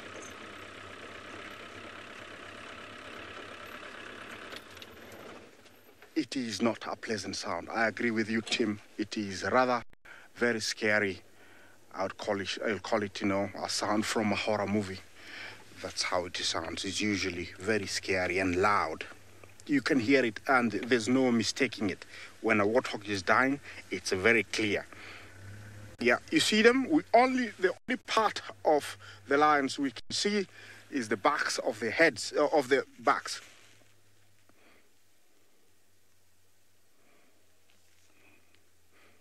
Nita, you say that was such a good warthog imitation. Thank you very much. Living here, seeing these things have taught me, and I have experienced how they sound. Thank you very much.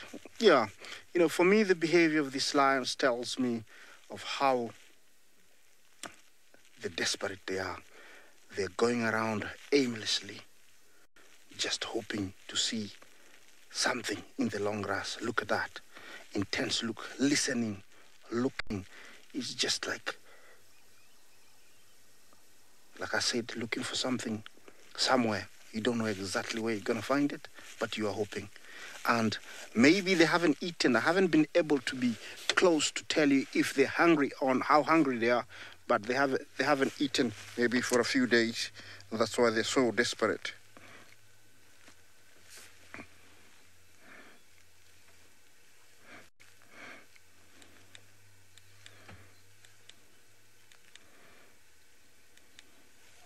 Oops, something happened to my radio.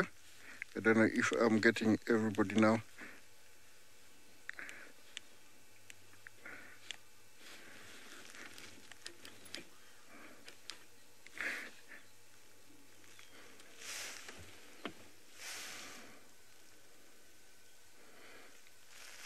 Crescent Moon, you asked me if meat tastes the same to lions as humans. Of course, I would say no, because we cook it, they eat it raw. And for sure, even for us, it tastes very different both ways. When it's raw, I don't know how to put it. When it's cooked, it is yummy. So I won't tell you that it tastes the same. I'm sure definitely it does taste very different.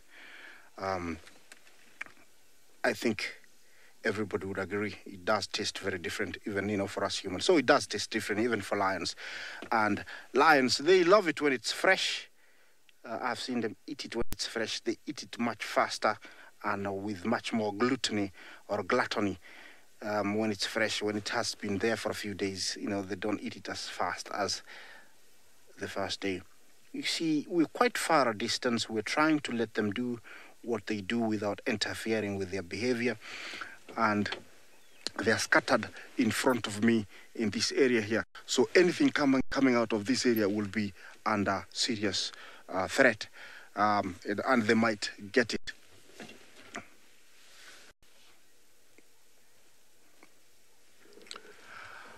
Oh, David, you asked me how long, they'll take, for a pride to move a territory. They'll never move out of the territory. They might starve to death in their own territory, because if they go to another territory, they risk being killed. Every little space here belongs to a lion. And if you move from your space to another lion's, you will be in trouble. You might get killed, or you might get lucky and survive, but those are very few, minor chances of you surviving. They kill each other, and I have seen lions starve in their own territory. You have to make do with what is in your territory. So you don't move territory as a lion, you stick to your territory. It is demarcated by lions and lionesses, where every day when they move, they'll mark, small bushes, shrubs, trees, and these urine marks in the trees tells a lot. It tells that this area belongs to us. If you come closer, or if you dare get close, go past this tree, we will break your jaw and we'll come for your family. So, it tells a lot. So they have to stick to their own particular territories. I've seen a lioness walk and stop dead still from a tree and turn around. Yes, I'm going to continue following them. Let me take you down to Steve, who's got a beautiful elephant for you guys.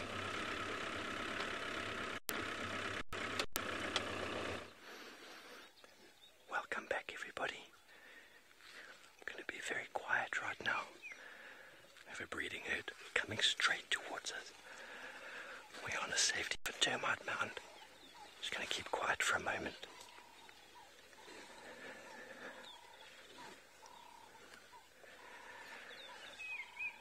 Little babies.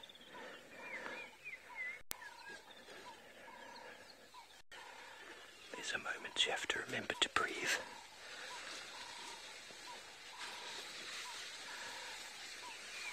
This is very, very special.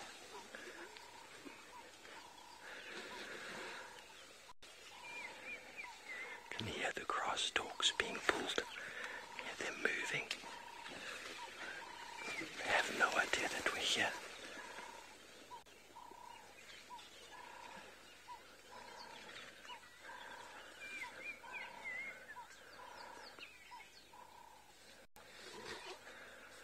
This is probably my favorite thing to do in the whole wide world.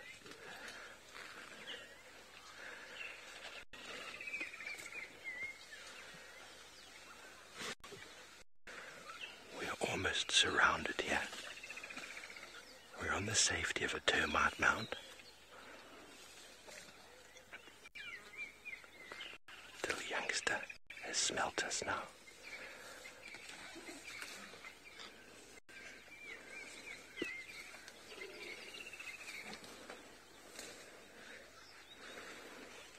Carol, you'd be rightfully so to be nervous.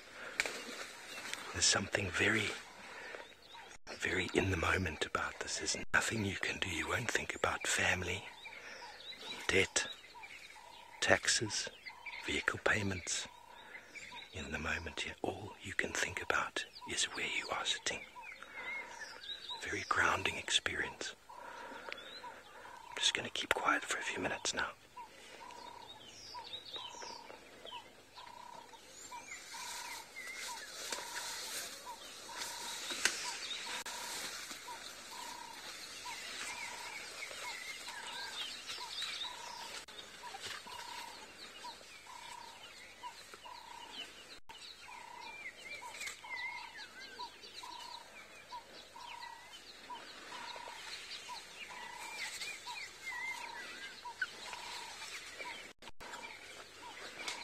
Can probably see the heads are a little bit raised, the tails are all stiff back like that. We had them coming around this side and around that side, and they must have just either heard us, seen us, or smelt us, and that is the classic reaction of a herd.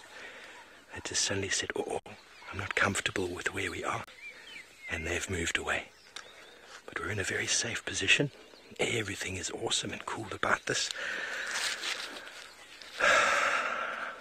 That is one of the best feelings in the whole wide world. We had elephants all the way around us, and they're still here. They're moving off slightly. There they go over there. How special is that? So we, or should I say, Rex and picked a spot. We got the general line of the elephants moving. We got ahead of them. The wind is good, light is good. We got on top of a very safe termite mound. We sat down and we waited for them to come.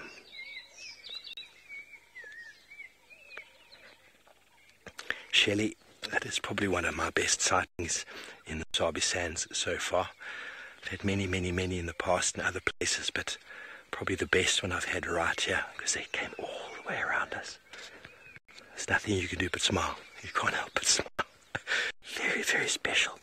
There's still one straggler over here, but the herd is moving off in that direction. They're relaxed again now. It's just suddenly when they've got babies, they realize something's not right, and they move away. They're not looking for confrontation. They're just looking to feed and to be safe. But, well, how about when you come back, a one-word tweet? How did that make you feel? And while we wait for your answers to come through, let's get back up to the Wiener Pride in the Mara.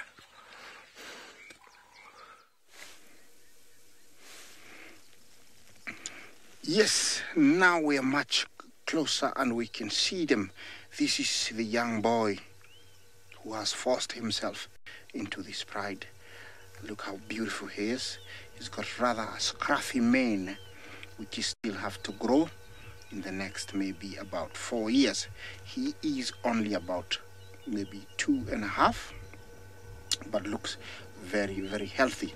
At the moment, he is still very dependent to these females, and he's eating as much as the females. He needs to accumulate a lot of weight to be able to survive, because if the males in this pride don't like him, they might end up chasing him away. And he's following them from a distance, hoping that they can make a meal for him. They are quite hungry, and by the looks, it tells me that, you know, they haven't eaten for almost about 7 days. So it's, you know, it's desperate times call for desperate measures, and this is the case here. They are looking for that warthog anywhere. You can tell they are going from one barrow to the other.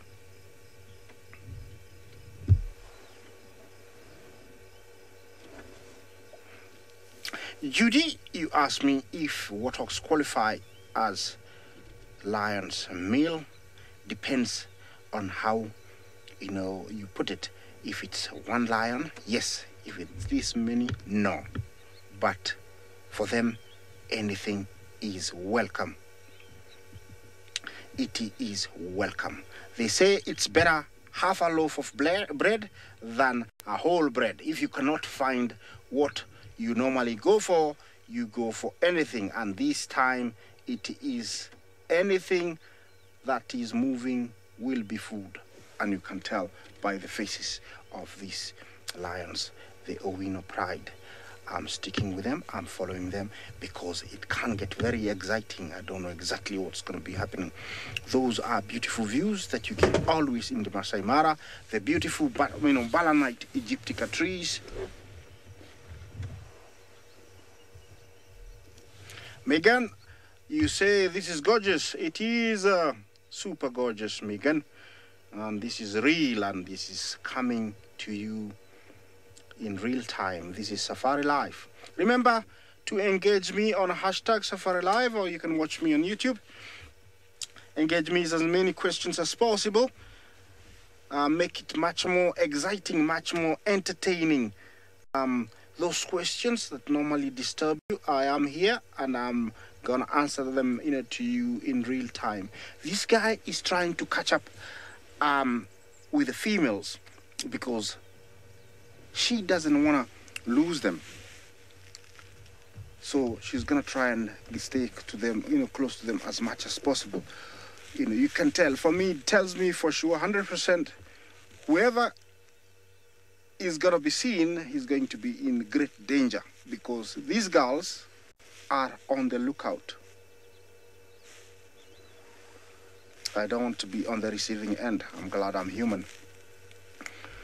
Yes. Super beautiful.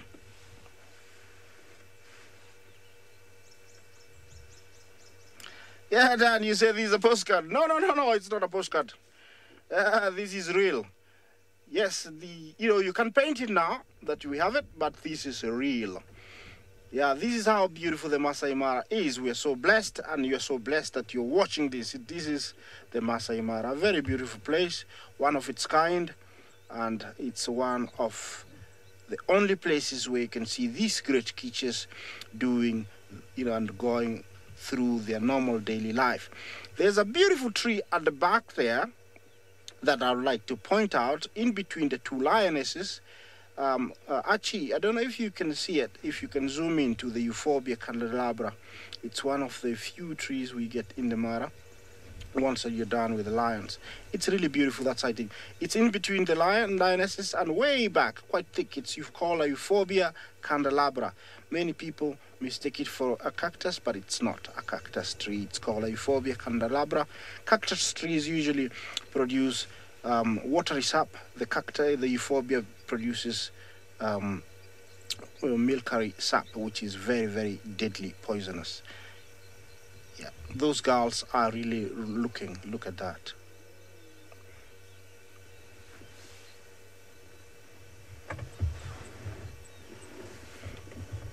Lauren, you asked me, do I know where the male lion came from? I actually don't know. I don't know. Things are happening so fast in the Mara Triangle at the moment. I think in the next coming years, we might see some great conflicts, because I saw two big male lions, coming from the Serengeti the other day. Now we have this young male in this pride. We do have other two males that came in last year, October, and all the prides are getting bigger. So dynamics are changing very fast. So I'm gonna, hope that in the next coming years, we will be able to see exactly what has been happening, but we don't know where this guy came from. I don't know. There's that female that has turned around, and she's walking towards us, but to the right, very focused on something and sniffing something. I don't know exactly what she can smell, but definitely she has picked up something. Look at the behavior. See that? That's stalking, sniffing, trying to make the least noise possible.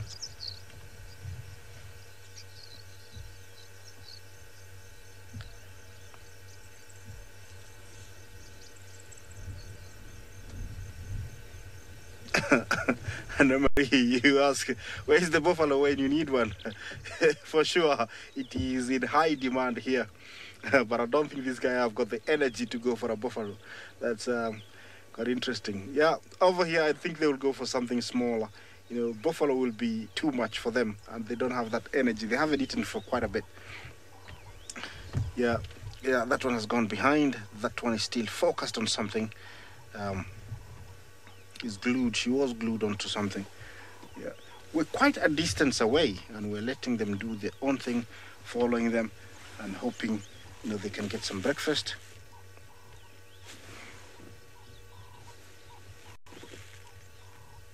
Yeah. I don't know what they can smell. Their sense is almost, 8 to 10 times better than ours. So, for sure, they can smell something,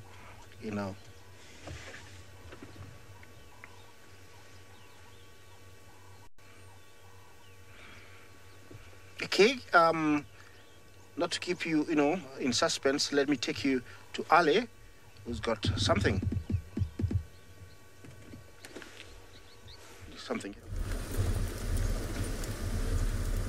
Ooh, well, we've been fighting off, I don't know, the chilliness, the gremlins, a little bit of everything. Torchwood has been extremely quiet this morning. Really, not even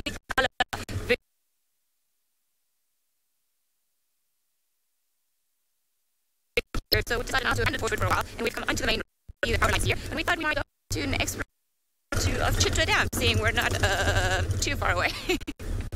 This road is wonderful every single time. So we're gonna go down there, and then I also want to go past perhaps one of the roads of Chitwa, which is very close to a hangar, because I know Kuchava has been around that area for a while, so there are suspicions that maybe she's got either her cub or her cubs. I'm not too sure if she's deemed to be 1 or 2 at this stage, and then maybe she'll be around there somewhere. And if not, well, it's always a good thing to go and check Chitwa Dam, the place of plenty where there are so many things living. So who knows, maybe we'll get lucky with something around there. For now, it just seems like all the animals are a little bit cold. You see the weather is still very heavy with water. It's become increasingly chilly since this morning. I think I'm actually a little bit colder now than what we were at the beginning of the day. And although there are some patches like in front over there where you might almost be able to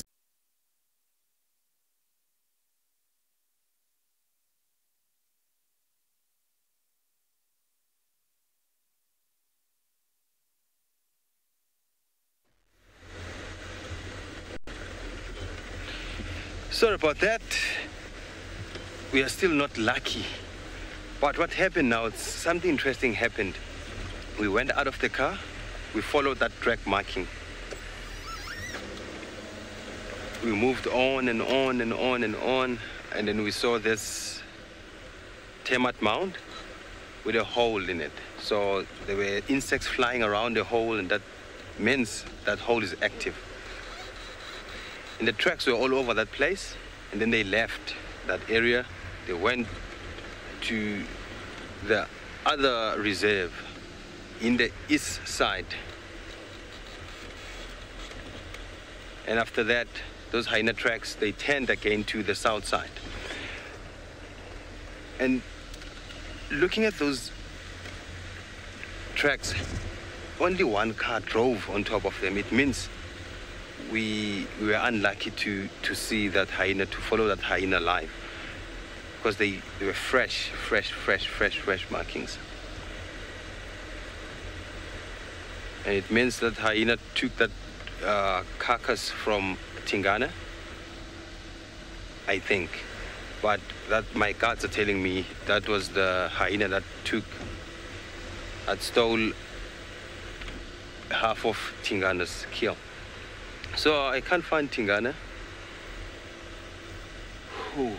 Where is this boy? But I hope he's still in the block, hiding in the bushes somewhere, because that kill was big and is full. He won't travel for far distances. And as you've seen yesterday with Ellie, we had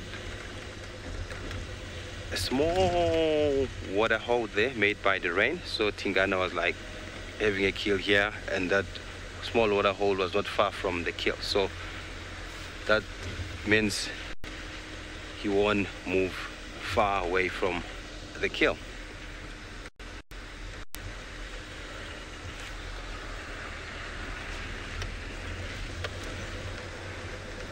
Can't see any birds.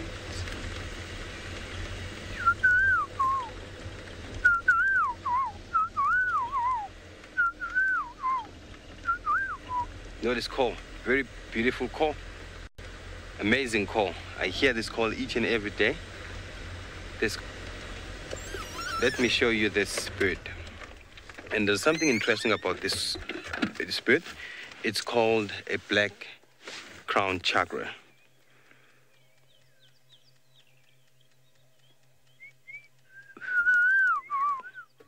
A black crowned chakra. You can see a chakra here. I can find a chakra. Sorry. Yeah, I'll show you a picture of this bird.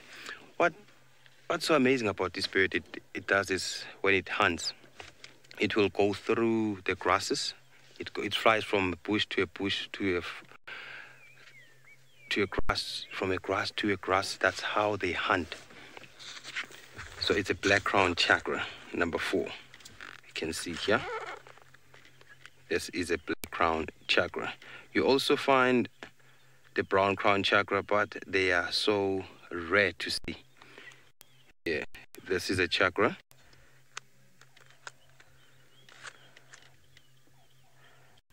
It's our common resident. And what the hunting strategy of this bird is that it disturbs the area so that a prey, an insect, will fly off, then it will catch it. It doesn't hunt like a fork-tailed drongo waiting for an antelope to disturb the area so that the insects will fly away. So what it does, it uses its legs to search for insects, so it catches them. Not lazy, hey? It is not lazy.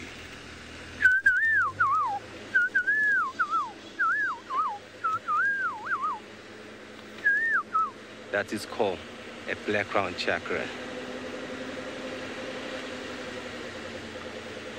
Anna Marie, thank you. Anna Marie is saying, she's loving my bird calls.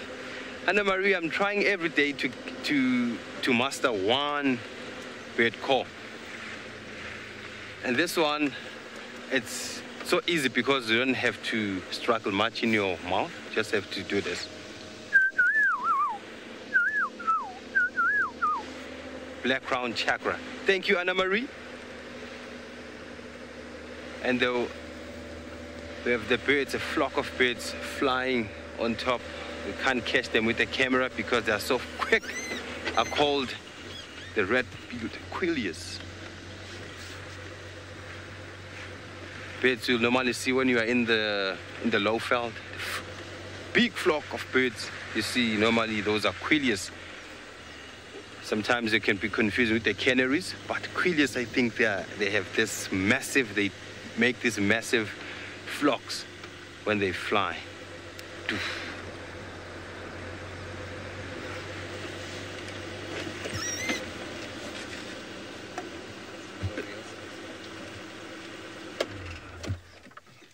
Oh, look what we have there. Trishala yesterday smelled this flower, and she said it smells like nothing. And because it doesn't have red flowers yet, so that's why she didn't smell it. So I'm afraid to go there because no, poisonous stuff in me. We are not friends. And this one is one of the hibiscus you can find around here.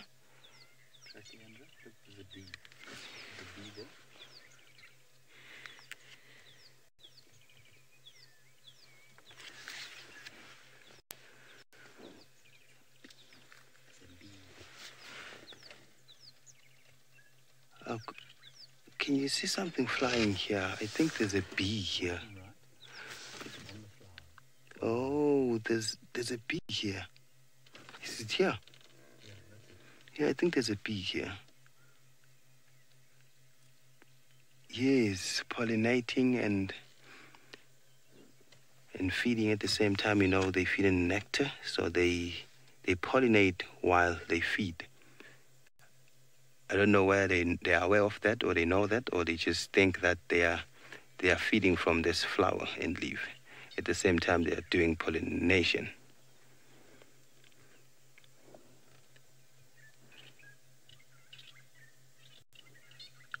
It's my first time in Djuma seeing such an event. I only saw it at home.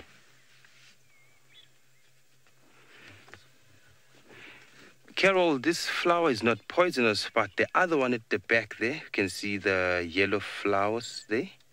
That one is highly poisonous. And people are mistaking its tubers with the potatoes. So that's why this flower, it's one of the flowers that is highly toxic in this area. Flame lily.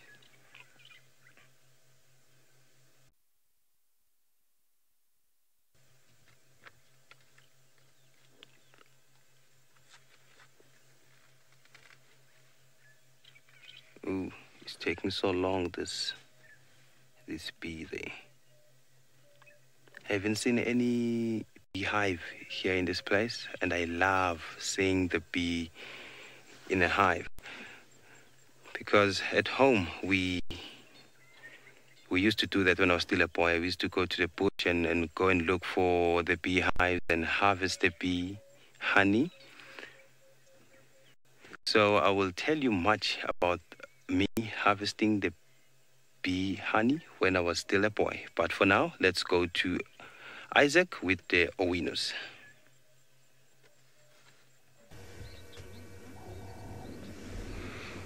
Yes, we're still here, and our girls have decided to take a break. I think a break is always good when something is not happening. Yeah, you have to take a break, gather yourself together, and figure out what is plan B. And this is what these girls have decided. Well, maybe I'm very wrong to call them all girls, because there is one boy. But the girls seems to be the ones who are more proactive than the guy. In comparison to our other lions in the Mara, the Owinos are buffalo hunters. We have seen them hunt buffalo before, but anything is welcome. See how well they blend into this grass. There's 3 lionesses there, 100%. It's only that you can't see them, you know. Once you figure out where they are, you will see them. And other lionesses like the Olololo pride, they go for anything else. The Sausage Tree pride, they go mainly for buffalo. So these girls are very intimidating, and they go for big game. But this time of the year, anything is welcome, like I said before. I'm hoping that they will get up and find something.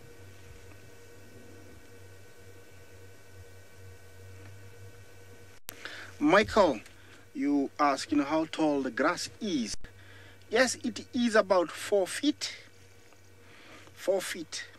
That's how tall it is. It does range from 3 to 4 feet.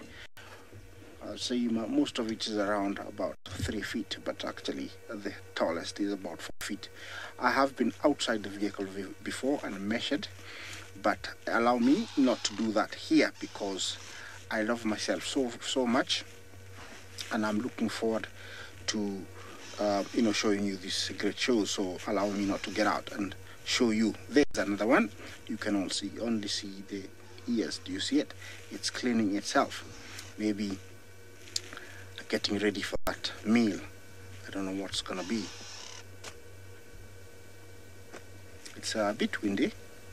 That's why the grass is moving quite a bit. Yes, over here, the reason why, they are actually not seeing much and why the game has moved away, it's because of the long grass. Yes, while I continue waiting for these guys to do something, let me take you to Steve, who's got some tracks for you.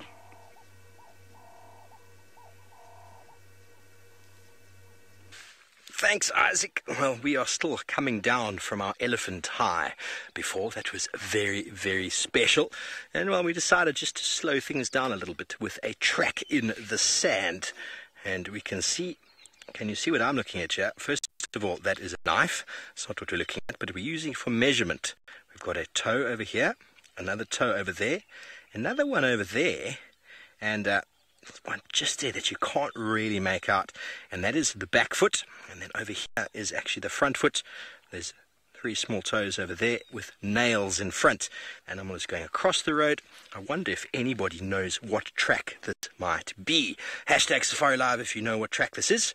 We'll wait for your answers to come through. It's a very special animal.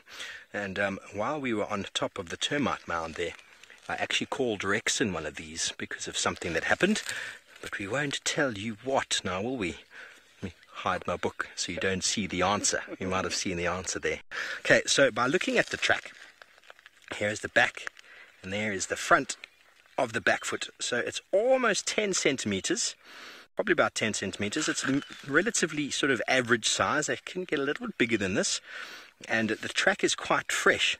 You can see by the coloration, you can see where we've made a mark in the sand here, quite a deep furrow. But if I do one right next to this one, the color inside there is very similar to that one. There are long claws or nails on the fronts of the tracks, and it was most likely moving around in the early morning or at night. I wonder what it could be. Megan, you are so 100% correct there, Megan, but we're going to wait and see if anybody else can match Megan's correct answer before we give it away. It is a nocturnal animal that moves around, obviously, by night, sometimes in the early morning. Well done, Romit. You've also got the track there. Oh, Indigo Girl, if this was a pangolin, I'd be doing backward somersaults right here on the spot. Not a pangolin. Pangolin tracks, I've actually never found a pangolin track in my life.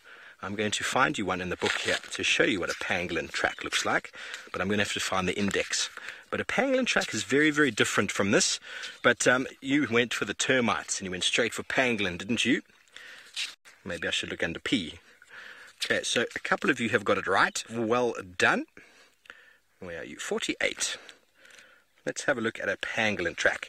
Okay, so pangolin track is very, very strange. 6 centimeters the back foot. Look at it, almost looks like a tortoise. And then the front foot has just got these 3 little lines. Now, I've yet to actually find one of these in the wild. We probably see them from time to time, but we just don't notice. We just don't know. I'll have a chat with Rex and see if he's seen any of these tracks before, but I've yet to come across. Well, with no more answers coming through, those of you who guessed aardvark, 100% correct. Let me just show you once again. And I've done it specifically with the foot to match. With the foot to match. So here is the same toe. That toe over there is the same toe as this one. And then there's that toe there, that one, and then this toe there.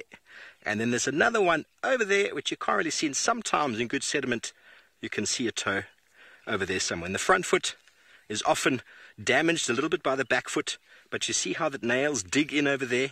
The same thing has happened just over here with the front foot. A lot of people can confuse this track with that of a warthog, and a warthog looks like this. Sometimes people only see that over there. They don't see this other one, and you always need to look along a line. So we've got the one track, there's another one, and you can see it again with the clear nail marks in the soil. You see that, Seb? And then more going across. So you always follow a line. Don't just see a mark in the sand and go, oh, that is it. Always look outside of the box. Sometimes people also confuse this for a kudu, but clearly not a kudu. Anyway, I hope that is a nice track for you. Some of you have obviously been watching the show way too long to get aardvark just like that, but very well done. Nothing else looks like an aardvark, but just those 2 animals you can sometimes confuse. Same as a bush pig. A bush pig has also got a very similar track, but it's missing all of the other toes that you would see in an aardvark, and also the size is much smaller. But anyway, we're going to continue on, see what else we can find that's wonderful and magnificent for you this morning. In the meantime, let's go back to Ollie. I'm not sure what he's doing, but let's go have a look. Oh, thanks, Seb. You know what? you've just missed the call of this bird. This is a male red-crested coron. I'm saying this because there were two, and this one was the one that was calling. It was making amazing sound. Goo, goo, goo, goo, goo, goo. And it was the first time hearing that. I think it's a mating call, because we know the red-crested coron, they could have that call, that kind of a call. So it's just seen something amazing. But I wished you guys witnessed that. So coron are one of the big birds you can find, and terrestrial birds, they prefer being on the ground.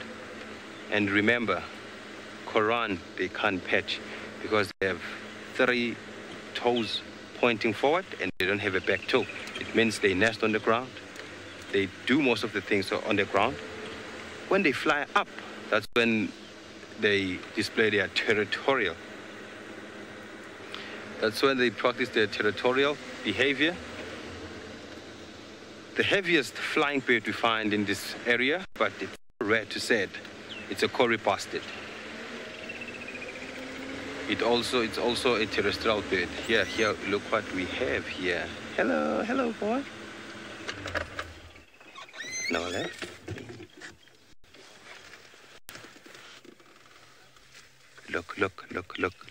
Look. Amka, can we please find the black-bellied bustard? Oh. Sorry about that. Yeah, it's very cute. I'm sorry, Amka. I'll answer your question. I will answer your question because what I've just witnessed right now, I've seen a steenbok urinating and defecating at the same time. Then it closed their droppings. That simply means they've buried their droppings. So that's the behavior a common duiker don't do. If you see scrapes on the ground and then buried droppings and small buried droppings, you must know that is a steenbok. Duiker, they just defecate and leave them in an open.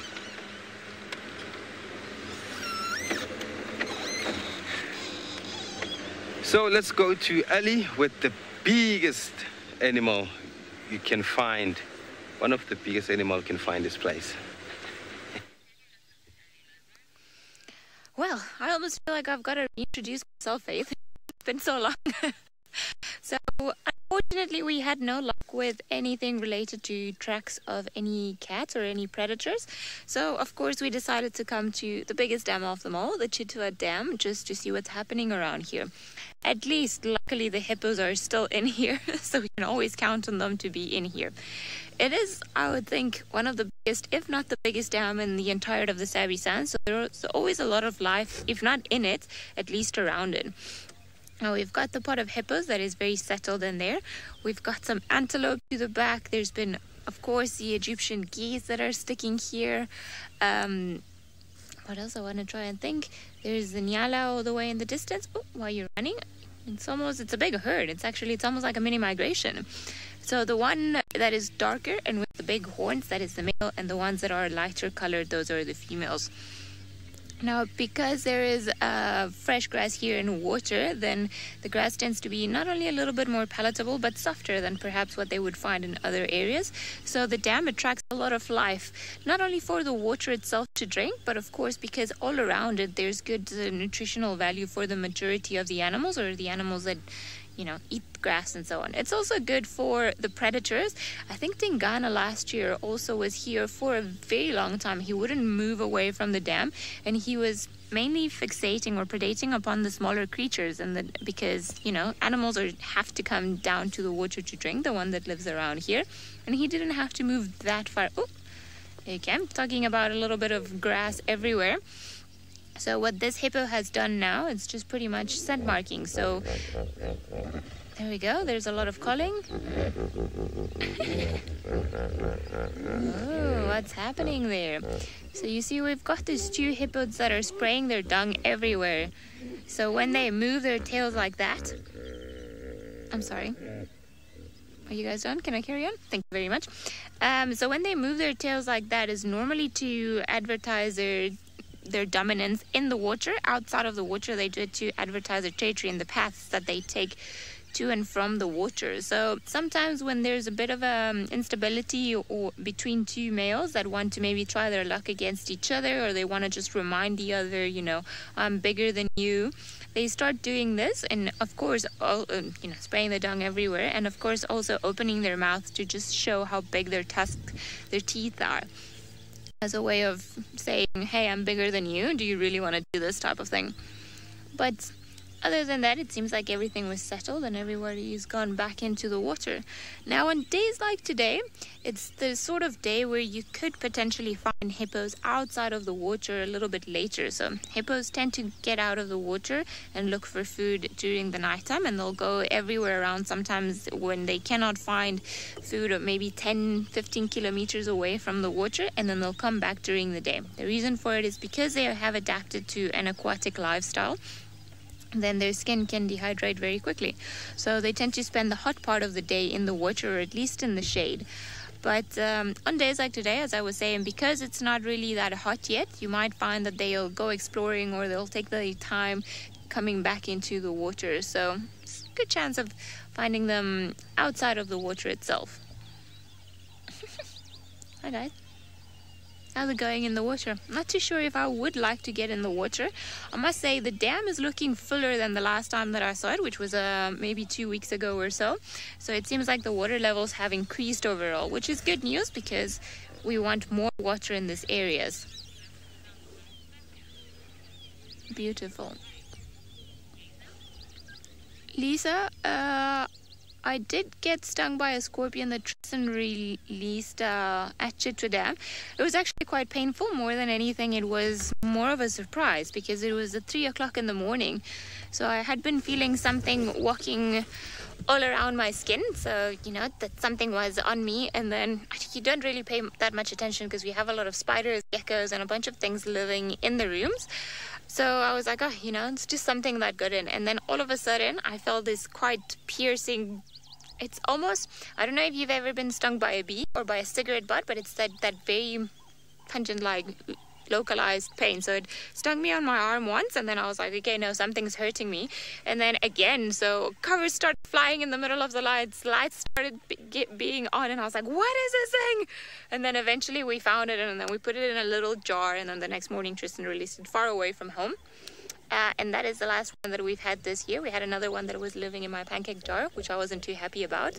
And that was about this big, but it wasn't, you know, had it stung us, it would have been painful, but it's not really one of the mainly venomous ones. So that wasn't too bad, but I would prefer if they lived outside. You know, like in this area, this is where they're supposed to live, like not on my bed, I would say. But other than that, I don't know. I'm sure there are lots of little scorpions living all around this area. It seems to be, again, the land of plenty, beautiful Chitwa Dam, even if it's not as full as it should be.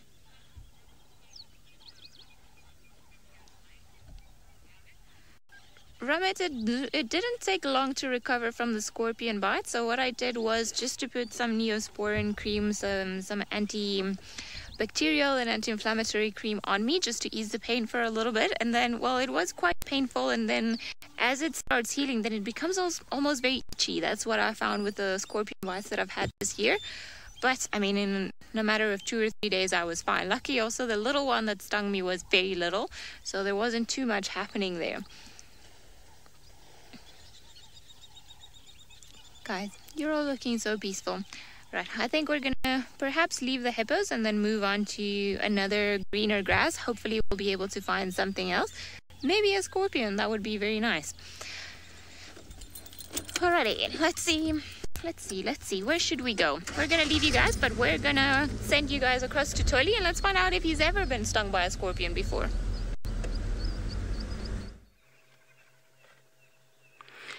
These the most numerous birds in the world. Just imagine what a nice start there, but they just decided to leave me. Those were red-billed quilliers. And let me show you a red-billed quillier.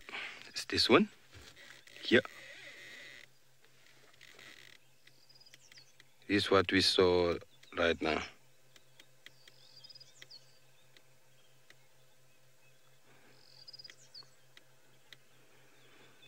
Hell is saying, have I been stung by a scorpion?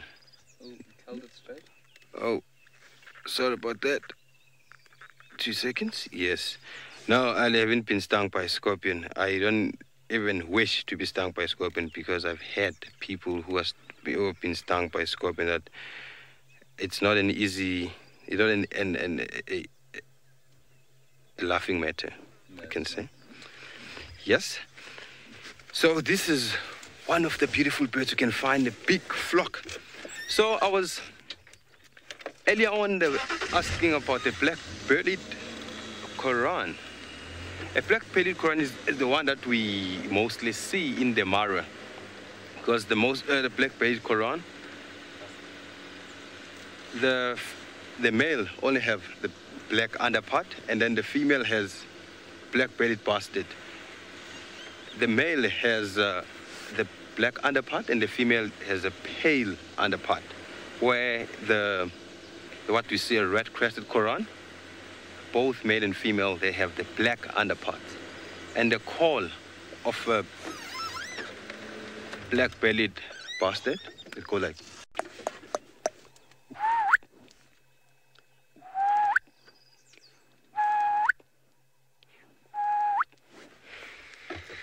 I still need some training.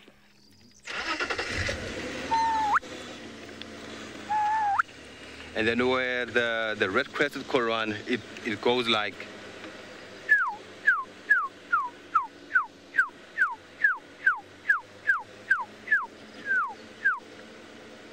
Am I correct? I think so. So I still need to find Hosanna. Not Hosanna, I've been with Hosanna in my mind this morning. Tingana, Hosanna's father. So we haven't seen any tracks, fresh tracks yet. We haven't seen anything that will show us, maybe tell us that Hosanna is on the other side. No alarm calls, no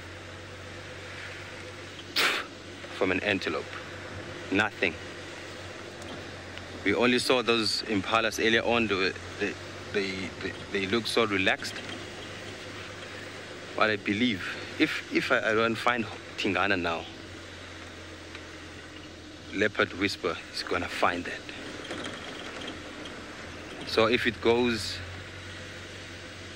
5 minutes before the show, then I will ask Tristan to help me with this one, because he knows he has this luck with the leopards.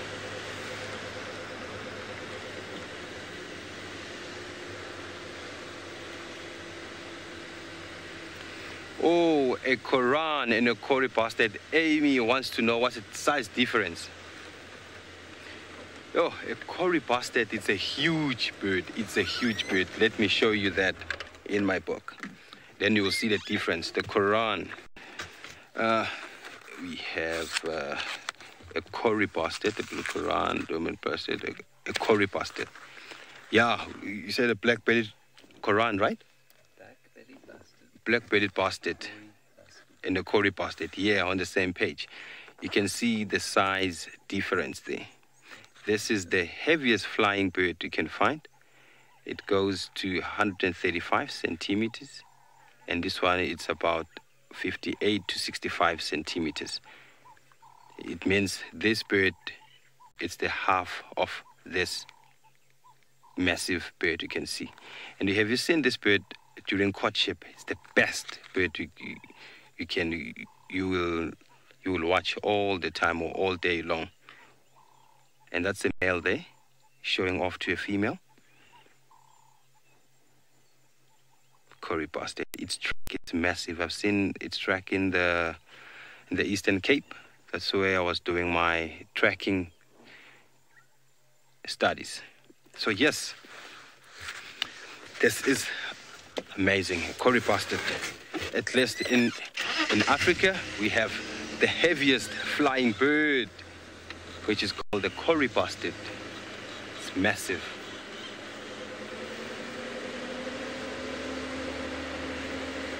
Just like when it flies, it just like the, you know, this former Bafana South African national team, Bafana. Clive Barker used to do this when those boys score a goal.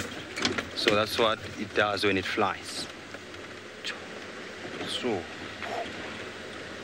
and you can feel the sound when it takes off, like woo, woo, woo, woo, woo, woo. Biggest bird.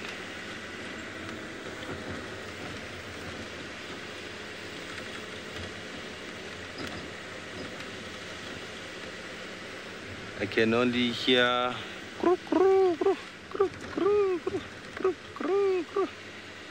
Cape turtle dove.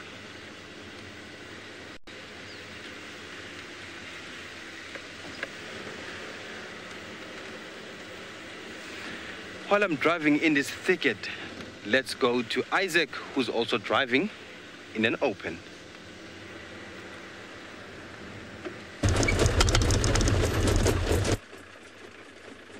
Well, you left me with the Owinos, and while I was there, MBC, Mara Broadcasting Corporation, which means communication by guides, came and told me that there is some lions feeding. So I have rushed a distance away from the Owinos, and I'm just about to see who are feeding, and I'm gonna update you. I don't know exactly where they are. I'm just looking here.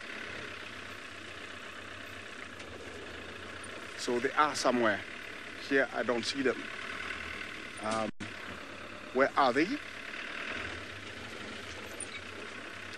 I don't know. I'm looking for them. Oh yes, I can see a big carcass, which means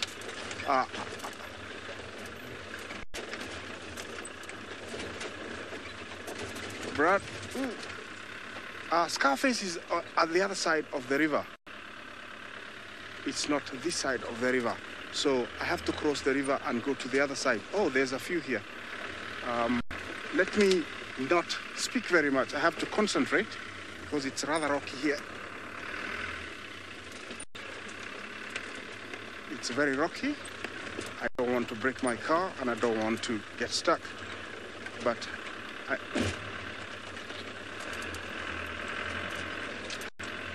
yes, I'm here.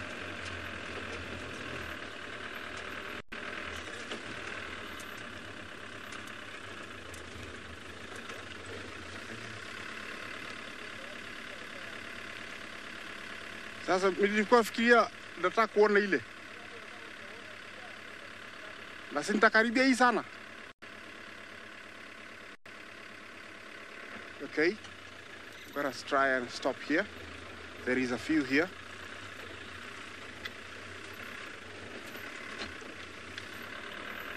Okay.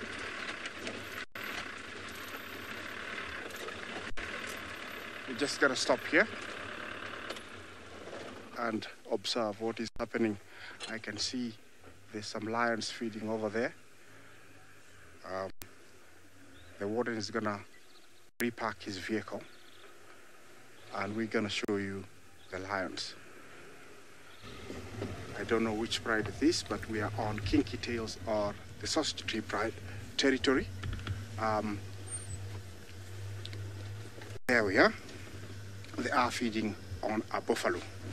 And I don't know who's that. Yeah, that looks like Oldonyo Pike male, one of the big males of the Sausage Tree Pride. So they did manage to make a kill of a buffalo. That is one testicle. We have two males. The one has got two testicles, one has got one, and this is one with the one testicle. And that is one of the female to the right. I don't know which one she is. She could be Mitty, she could be Kinky Tail. It's one of the lionesses from the Sausage Tree Pride. We haven't been able to see them for about a week, so I'm so happy and excited to share them with you. I know we don't have enough much time, but this little time remaining, I'm gonna stick around here and see what they are doing. But 100%, that is one of the males, and he is gorging himself. I would say maybe he was one of the last few to arrive, because usually they feed fast. So he was very late to arrive, and he's trying to gorge himself as much as possible.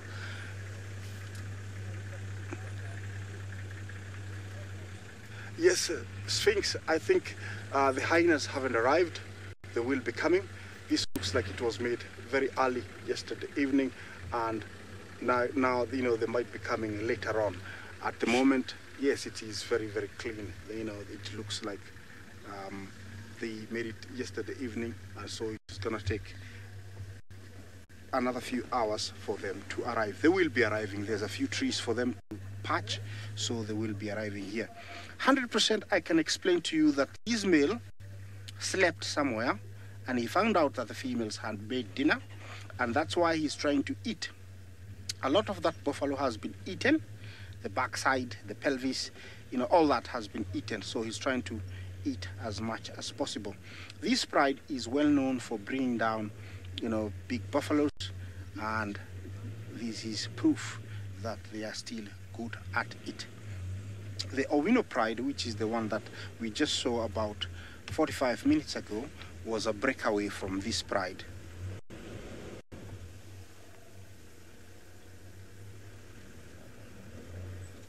Al Ranama, you say the buffalo rib cage is just impressive. It is. It is actually, the buffalo ribs are some of the widest I've ever seen, and they, you know, like they stick together so tightly. So there's always plenty of meat. I'm glad, you know, you're watching keenly. Yeah, there's still plenty of meat in that rib cage. And so the big male is trying to gorge himself as much as possible. Dan, you asked me where are the cubs? I do have 3, not very far from us. There is one there. That is one of the 5, actually about now we're heading to around 6 months old cub. There is 3 that are about 6 months and about 5 months now. And this is one of them. The smallest one, once I haven't seen them. I don't know where they are, but they could be here. I just arrived, remember? So we might get to see them. But I must think that, you know, the siblings of this one are not very far, because, you know, he cannot be alone. So they must be very scattered around this area. But before we leave, we might be able to spot all of them. From my angle, I can see about that one, the male feeding, and a female to the right, another female to the left, that one there. So I don't know which one is meaty, which one, if Kinky Tail is here, but this is Kinky Tail's pride. Yeah, you can tell that male just arrived, and looks like he's got an injury on his back left leg, because he's not putting pressure on it, he's lifting it. Yeah, definitely he's got an injury.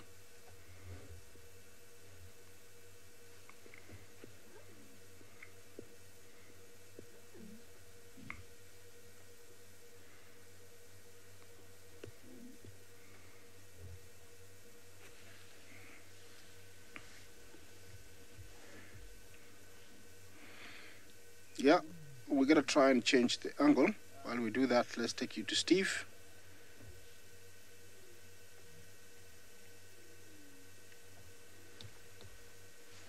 Thanks, Isaac. Good luck again with your lions. Well, I know at the beginning of the walk we were asked to show you some marula fruit.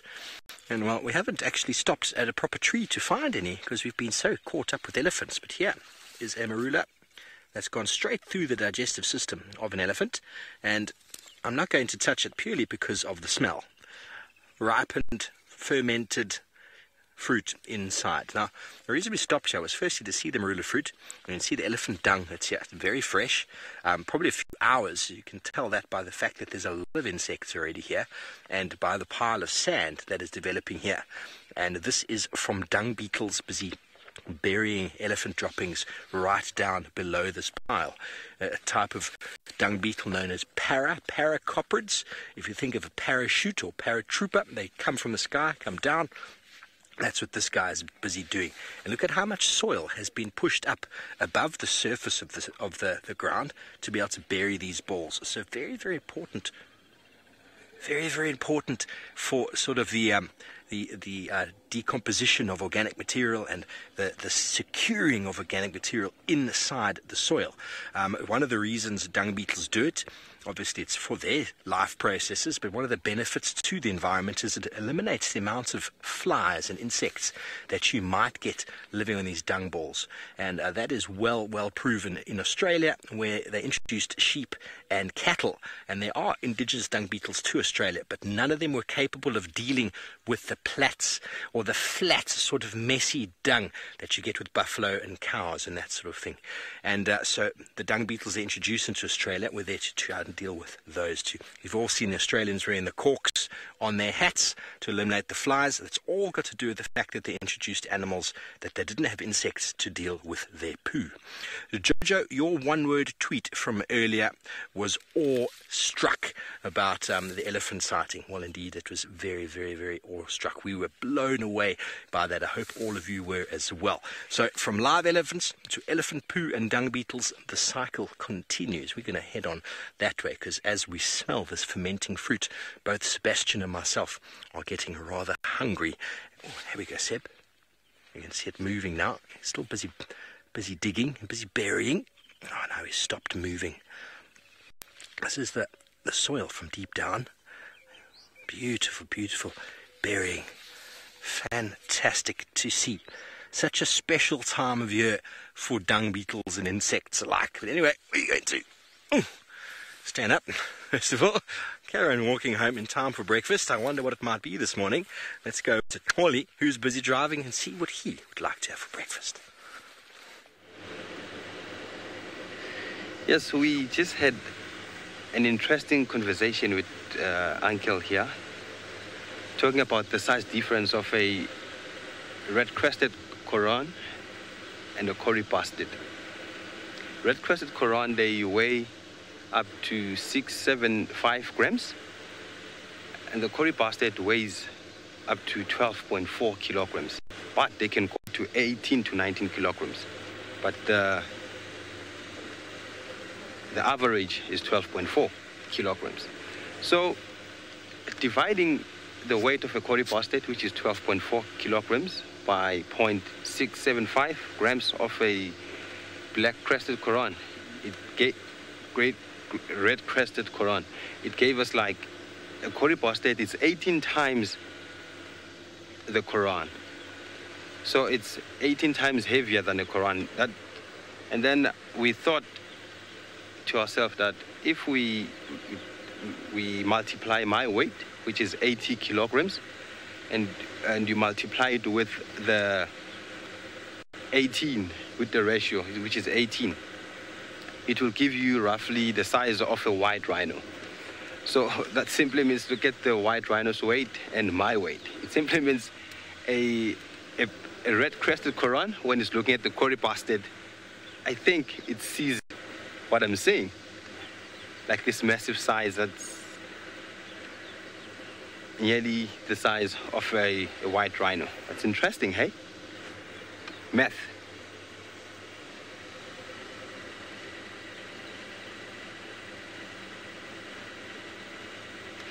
Cookie Bombay. No, we don't find those stocks here. I think we find them somewhere in Africa. I'm not sure whether it's Zimbabwe or Zambia, but I'll check that. Uncle James, have you ever heard about that? Yes, this nice. Oh, I saw this bird on National Geographic because one of the commercial break, it's with this black shoebill. A shoebill is nice looking bird, and this, I've seen this bird. It hunts like a hammerkop. There was this one segment or a clip on National Geographic where it's catching a fish there. These are nice looking birds. I will. The distribution. This one. This one. No, yeah, there next to the note. Next to the music note, bottom. Okay, here.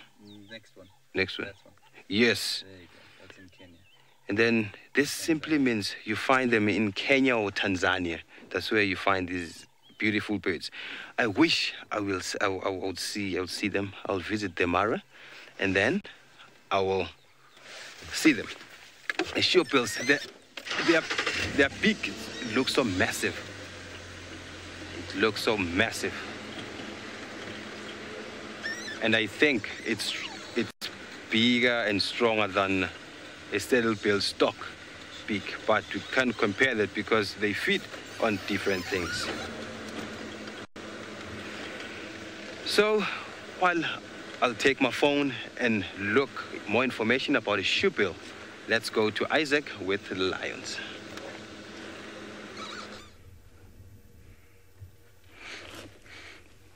Well, I have repositioned, and now you can see that this guy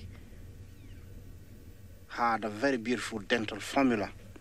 The only issue is that he couldn't get away from these lions. This is one of the Oldonyo kayak males, and I must say, and I must emphasize again, that he is a latecomer, so he's trying to catch up with the male, and he's panting quite a lot. I have noticed that one of his canines is a bit broken. That is something to note. We usually put this into our database that we normally follow, so it's much easier for somebody who comes in to SafariLive to understand the lives of these great cats. Remember, this is coming to you live from the Masai Mara Live Triangle, and this is SafariLive. You can talk to me or engage me on hashtag SafariLive, or you can watch me on YouTube. Yes, Amy, you say that that skin looks tough. It is quite tough. It's almost 1 centimeter thick, and you need to have very strong jaws and very, good canine teeth to be able to cut through it. It is so tough. I can just tell you that in the old days, this is the skin that the warriors, Maasai warriors, went for to build as a shield. When it's dry, a spear thrown by a strong human cannot penetrate. And you can tell this guy is trying to go around it instead of cutting it. He's trying to go in and get the meat because it's too tough and too much time to cut it. He's trying to get as much as possible. It doesn't get better than this, watching a lion eating. This is the most ultimate experience that anybody would want to experience. I'm so happy that I'm having to share this with you.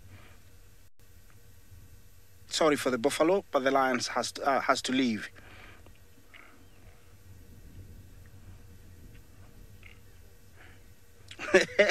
Mary, you say that you're so glad you haven't eaten. Does this not make you much more hungry? You need to get something after this then. Yeah. I can tell that if you observe that lion, if you look on his back left leg, he's not putting too much weight on the leg, so it means it is injured, and that maybe that's why he wasn't here when the kill was made. I can tell he's not putting too much weight on it. Maybe we'll be able to show you that later.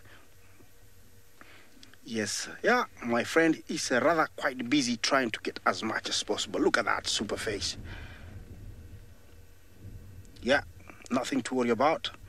There's enough at the dining table. You just have to eat as much as possible before the sun gets really, really hot.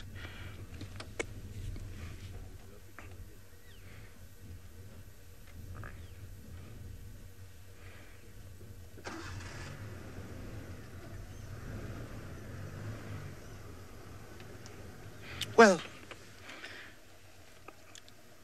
there's nothing I can say, but on behalf of my cameraman Archie, and from me Isaac, everybody else from SafariLive, it's been nice that you've joined us on this morning's game drive. Continue enjoying. Do join us on this afternoon game drive, and tomorrow morning do join me on another gate drive. Bye bye.